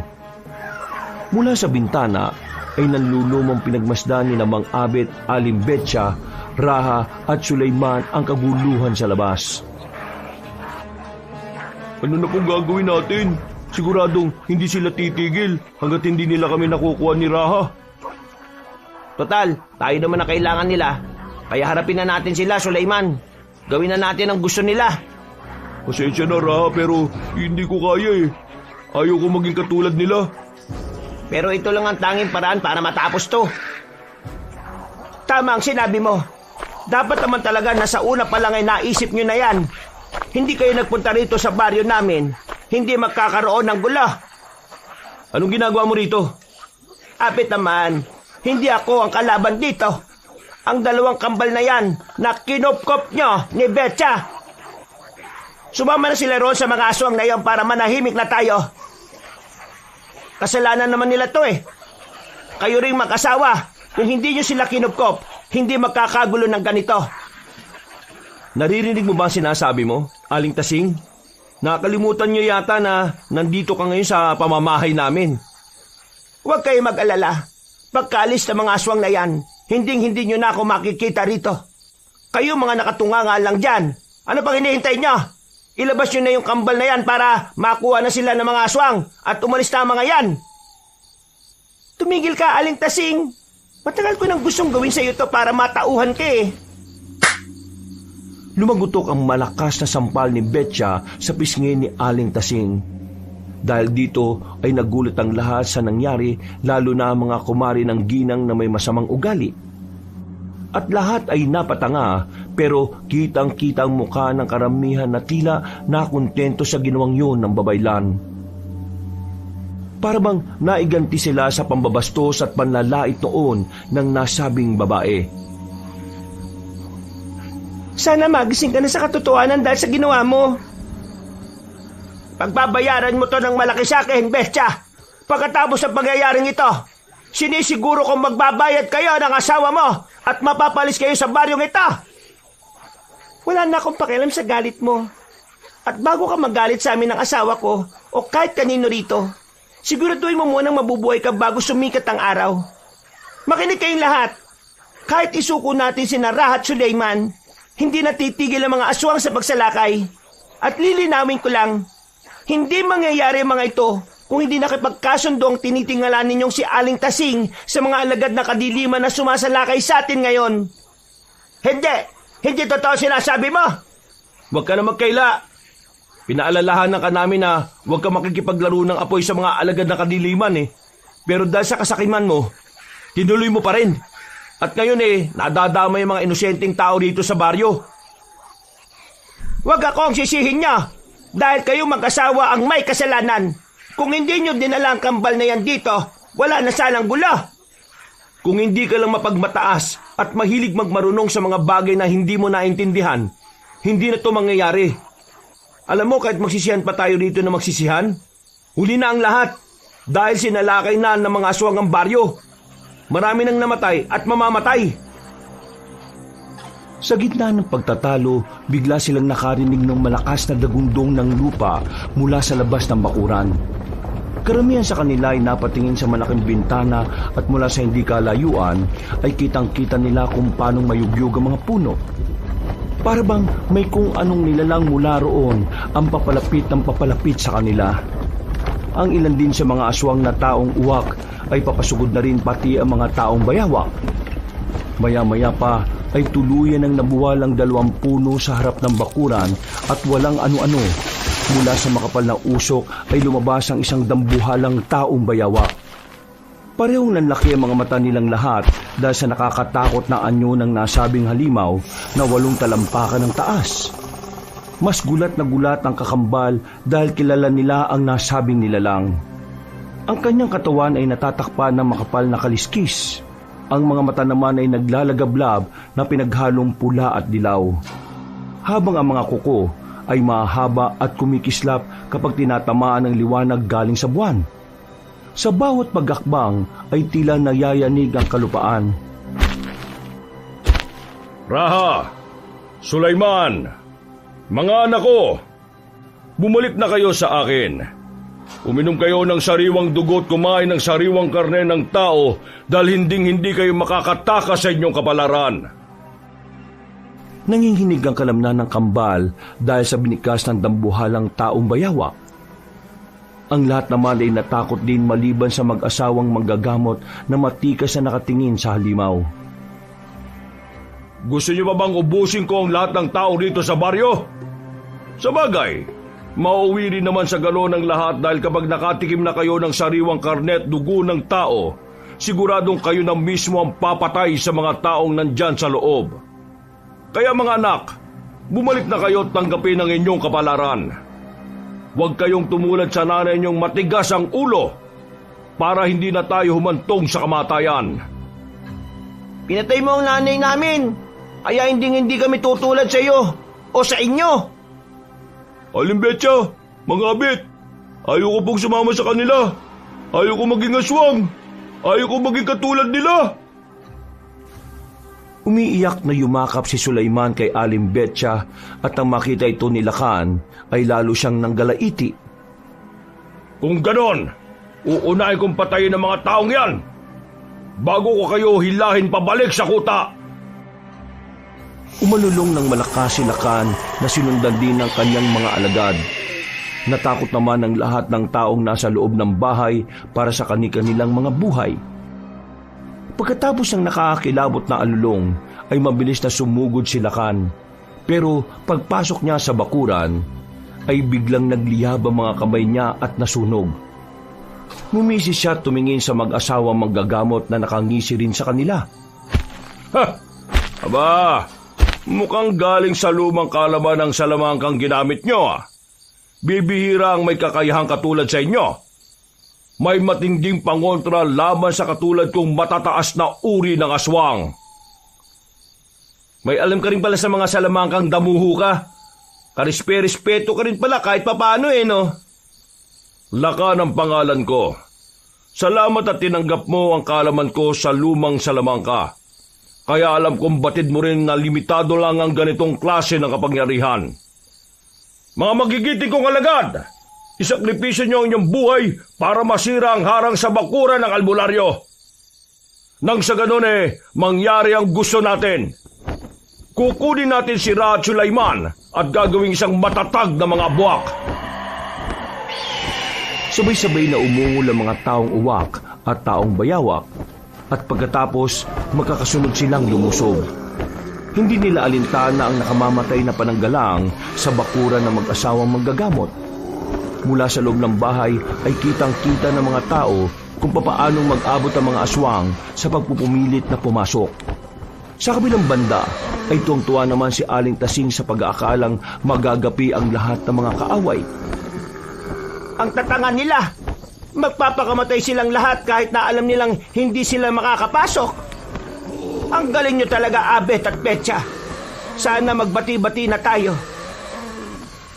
Ano kayo ngayon mga aswang? Kahit nambuhala ka pa, wala kang magagawa. Sa tingin mo ba isasakripisyo ko lang sa wala ang mga tapat kong alagad? Maghintay ka, dahil malapit na masirang pinagmamalaki niyong harang laban sa mga aswang. Abet, Betcha, anong sinasabi ng dambuhalang halimaw na yan? Lahat ng kapangyarihan ay may tamang balanse. Ibig sabihin, ang kapangyarihan ng harang ay limitado lang para higit 50 aswang na sabay-sabay ang sumalakay. Kapag nagtagal pa ang ganyang ginagawa nila, hindi magtatagal masisira na ang harang. Ha? Bakit kayo mo lang sinabi ito? Bakit mo to kailangang ilihim sa amin nang wala naman palang tibay ang salamangka ng bahay ninyo? Kung alam ko lang na ganito, hindi na ako nagtago dito at sa ibang lugar na ako nagpunta. Pwede ka namang umalis kung gusto mo Bukas ang pinto. Hindi ko na kailangang gawin yon dahil isusuko ko na lang ang mga anak ng dambuhalang yan. Naging agresibo si Aling Tasing. Dali-dali niyang hinatak ang sugatang si Raha na hindi naman kaagad nakapalag. Pinisil kasi ng ginang ang sugat niya sa tagiliran at tinakot ang lahat ng naroon. Anong ginagawa mo, Aling Tasing? Nababalik ko na ba? Ha? Hindi ako naghihintay na kamatayan sa lugar na ito, ano? Dadaling ko ang binatang to sa tatay niya para matapos na ito. Hindi mo ba narinig ang sinabi ni Lakan? Papatayin niya pa rin tayong lahat. Lakan! Mangako ka na bubuhayin ako kapag binigay ko sa iyo ang kambal. Sige, gawin mo ang alam mong tama, babaeng baliw. O ano? Narinig niyo sinabi niya? Ngayon, Sulaiman, kapag hindi ka sumunod dito sa akin, papahiran ko ang kapatid mo. Mas lalong pinisil ng desperadong ginang ang sugat ni Raha. Mas lalo tuloy ng hina ang binata, kaya natakot din ang kakambal niya. Sumunod dito at nangakong hindi gagawa ng kahit na ano dahil ayaw niyang mapahamak ang kapatid. Habang lumalabas silang tatlo ay binili naman ni Aling Tasing sa mga kapwa tsismosang sina Aling Aloha, Aling Abuela at Aling Buenas ang mag-asawang manggagamot. Napailing na lang si Abet at Betcha habang pinagmamasdan ng ginagawang kahibangan ni Aling Tasing. Nang nasa tapat na sila ng gate ay pinatigil ni Lakan ng mga alagad na nagtatangkang sumugod. Alam na rin kasi niya na malapit ang matibag ang mahiwagang harang. Ilabas mo na sila rito. Bakit pati ako? Kailangan pa lumabas. Dahil kapag sumalakay kami sa loob, siguradong madadamay ka kapag nagkataon. Kaya humakbang na kayo palabas sa mahiwagang harang. Aling Tasing, huwag ka maniwala sa sinasabi ng tatay ko. Hindi mo siya kilala kung gaano siya katuso. Manahimik ka! Kung tuso siya, mas tuso ako! Makinig ka, dambuhala! Kapag gumawa ka ng masama, sisiguraduhin kong mamamatay itong isa sa mga anak mo na nanghihina. Kaya kapag nakalabas ako sa harang, hahayaan mo na akong makalayo pa. Kung yan ang gusto mo, hibang na babae, lumabas na kayo. Dalian mo na, bago pa magbago ang isipan ko. Unti-unti na nga silang lumabas sa harang at nang nasa harapan na sila ni Lakan, ay ngumiti ang dambuhalang taong bayawak. Pagkatapos ay saka nito pinitik ang ulo ni Aling Tasing. Sa sobrang bilis ng pangyayari ay hindi naramdaman ng ginang ang kanyang kamatayan. Pumutok ang ulo niya kasunod ng paghandusay ng katawan niya sa sahig. Dahil dito ay napalood si Raha na inalalayan lang ng kanyang kakambal. Takot na takot nilang hinarap ang ama na tinitigan sila na parang nanlilibak.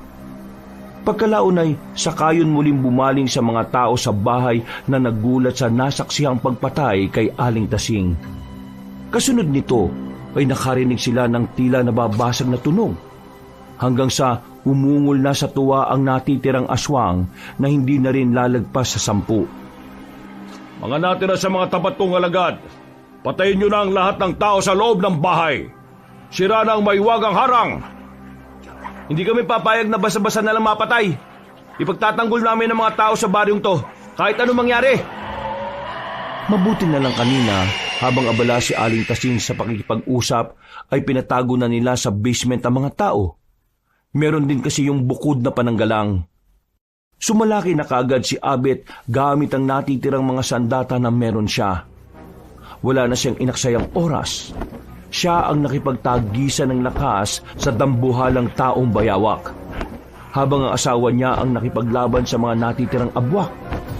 Matindi ang naging sagupaan. Ang parehong mga kamay ni Lakan ay tila may matatalim na kukong sumalakay na parang palaso. Nasa lubong ito ng pamalo ni Abet, ngunit sa lakas ng salpukan nila, tumilapo ng albularyo ng ilang di papalayo. Dumagundong ang lupa nang bumagsak siya, at naramdaman niya halos mabali ang kanyang mga buto sa kamay. Mabuti na lamang ay suot na niya ang pinakatago-tago nilang kwintas na katulad ng sa kanyang asawa. Nagagamit nila ang kapangyarihan nito pero limitado lang din, dahil inagaw nito ang mga lakas nila para sa hinaharap. Ayos ka na ba, Abet? Mahal? Huwag mo kong alalahanin. Hindi ako basta-basta magpapatalo. Mag-focus ka lang dyan at ubusin mo sila. Saka mo ko tulungan dito. Naputol na ang pag-uusap ng mag-asawa dahil muling sumalakay ang dambuhalang abwak. Tumalon ng albularyo at saka winasiwas ang buntot pagi. Ilang beses niyang hinagupit ang kalaban. Tinamaan ito pero tila hindi ininda ang apoy. Hinimas lang ng halimaw ang parte na nag-aapoy hanggang sa mawalan yon. Pero hindi pa natapos sa paglusob si Mang Abet. Ginamit na niya ang huling alas, ang katas ng talumpunay na kinatatakutan ng mga aswang. Nag-iisa na lang yon kaya maingit niyang ginamit at nang makita nga ni Lakan ay napatras to na tila nag-aalangan sa pagsalakay. Munti ko nang makalimutan na galing sa lumang kaalaman ng kakayahan mo, albularyo. Ako naman ang magsasalita nito. Karespe-respeto ka. Tama na, Satsat. Magkaalaman na tayo rito. Walang pag-aalinlangang sinaboy ng Ginoong Albularyo ang kalahati na katas ng talampunay. Pero mautak ang aswang dahil nagukay siya sa lupa para magtago. Subalit hindi naman ito pinahintulutan ni Raha, kahit nanghihina ay pinigilan niya si Lakan. Nagpalitan niyo siya bilang abwak at kinapitan sa paa ang sariling ama. Mang Albert, magsaboy ka na, bilis! Pero paano ka? Lumayo ka dyan! Wala nang oras, bilisan niyo na! Habang hindi pa siya nakakalubog ng gusto, dali! Baka pati ko mapahamak eh. Wala na akong pakialam. Basta mapatay ko lang ang pumatay sa nanay namin. Kaya, pakiusap, gawin niyo na, Mang Abet! Dahil dito ay wala nang nagawa ang Ginoo kundi sundin ang kagustuhan ni Raha. Isinaboy niya ang natitirang katas ng talampunay at dumiretso ito sa hita ng dambuhalang abwak na pilit kumakawala. Tinamaan din si Raha sa braso at unti-unti yung natunaw. Mabuti na lang ay dumating kagad si Aling Betcha at walang pag-aalinlangang pinutol ang braso ng binata. Pareho silang dumaus-os at sumama kay Sulaiman na nakatanga lang sa mga nangyayari. Hindi nila nakita kung anong nangyari kay Lakan pagtayo nilang lahat at wala na ito. Tapos na. Patay na ang tatay. Wala na siya. Umalis na kayo. Nandyan siya sa ilalim nyo. Bago sumulpot si Lakan para sakmalin sila, ay nagawa na kagad ng paraan ni Aling Betcha para makaalis sila. Pagsulpot ng dambuhalang halimaw, putol na din ang kanang kamay nito na nagdurugo pa. Galit na galit tong nakatingin sa kanila habang humihingal. Tuluyan namang nawala ng malay si Raha na naputol na rin ang kanang kamay habang nasa anyo pa ng tao. Patuloy na tumatagas ang dugo niya na kaagad tinakpan ng piraso ng damit si Aling Betcha habang inuurasyonan. Akala niyo uubra sa akin ng mga ganyan? Sa tagal ng panahon kong nilalabanan ng mga gumagamit ng makalumang sandata, sa tingin niyo ba hindi ko pa alam kung paano yang kontrahin? Ngayon, ako naman, humanda na kayong lahat na mamatay! Mabilis ang sumunod na mga pangyayari. Sa galit ng dambuhalang aswang, hinampas niya si Abet gamit ang buntot niyang mahaba at balot ng tinik. Tumama ito sa dibdib ng albularyo at kagad siyang bumagsak na duguan.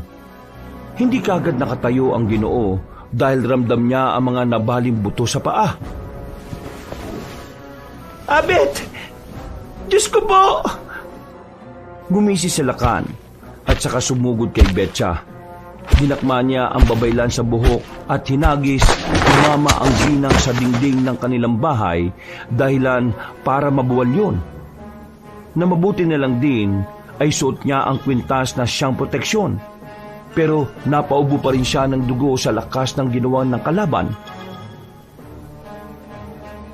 Hindi rin siya kagad nakatayo at pinagmasdan lang ang dambuhalang taong bayawak.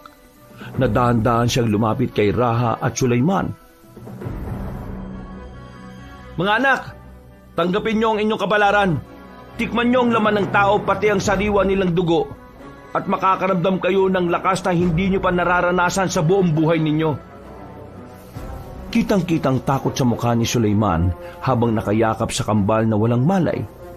At dahil sa takot na yun, kaya napayak na lang ang malusog na binata na hindi na rin niya alam ang gagawin.